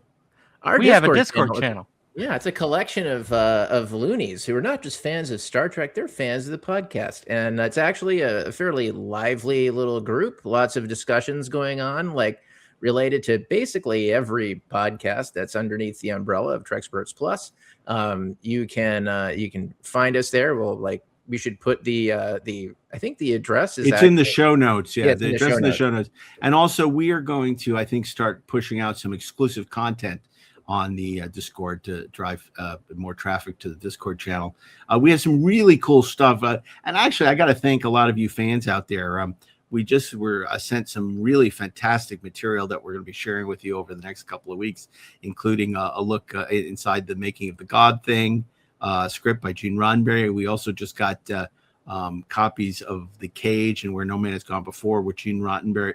Gene Roddenberry's original notes on those scripts. Yeah. And we'll be sharing all our thoughts. It's really illuminating. So we know how much people love these episodes where we go back and do notes, whether it would be when we looked at Gene Roddenberry's notes on Star Trek 3 or different scripts. So we're going to be doing with the Bible episodes. We did those wonderful episodes on the different show Bibles, except for that one guy who was offended that we called the Bibles, which is what everyone in Hollywood has called it since the dawn of time. But you, dude, you were offended, and I'm sorry for that. But we're going to keep on Sir, calling it it means the Bible. book.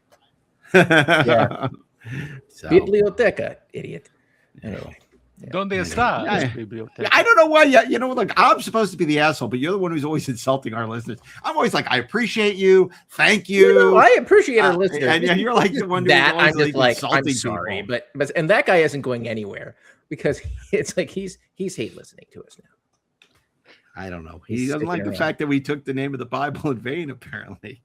Anyway, but whatever. So thank you for joining us. It's so great to have you back for another year, 2026, the 60th anniversary of the original Star Trek, 40th anniversary of Star Trek 4, the 39th anniversary of Star Trek The Next Generation. It's a very exciting year. We hope you'll be stay with us throughout the year.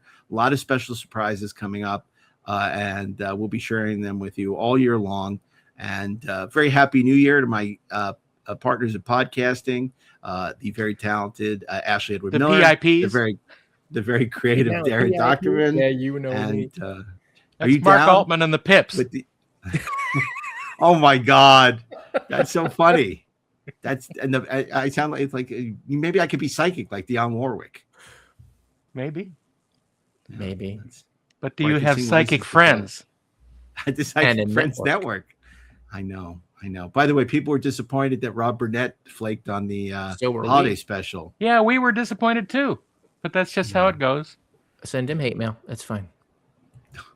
Yeah, well, it is what it is. By the way, speaking of hate mail, I saw Zootopia 2 this week.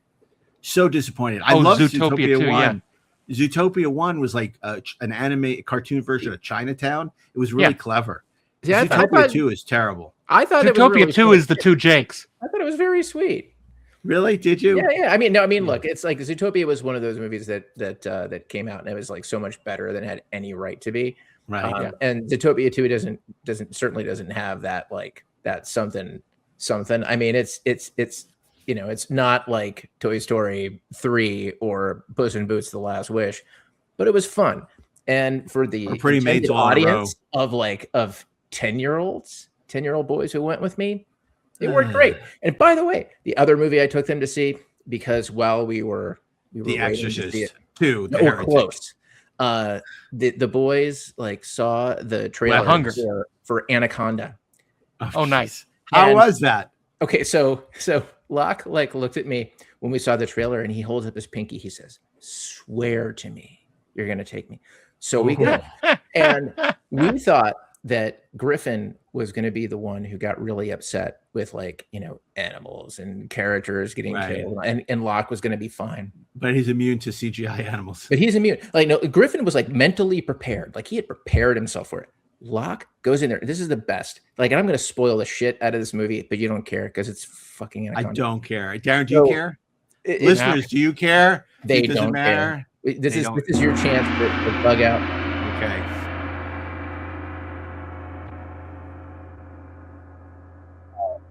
Just he gets killed. Like about 35 minutes into the movie, Locke next to me bursts into tears, and for the next 10 minutes he is crying about how he didn't want that character to die. He didn't. Why did he have to die? Why did he have to die? I didn't want him to die. Finally, it calmed him down. At the very end of the movie, post-credit scene pops up, and there's that character who sits up and he's like, "Oh my god, I'm alive." I looked at Locke. I was like, I think it was like in Peter Pan, but I do believe in fairies. You wished him back to life, dude. That was you.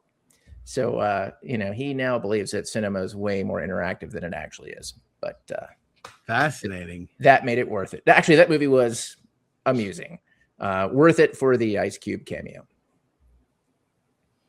Okay. So there you go. Okay. Well, there you have it. Okay, there you go. Your Anaconda podcast. Your Anaconda don't want none unless you got buns, hun.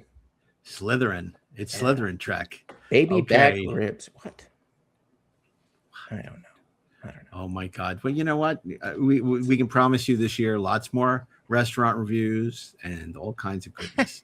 So stick with the Treksperts all year long and follow us on social and rate and review us on your favorite podcasting platform. So until next week, on behalf Ashley Edward Miller, Darren Doctorman, myself, Mark A. Altman, keep on trekking ingloriously, of course.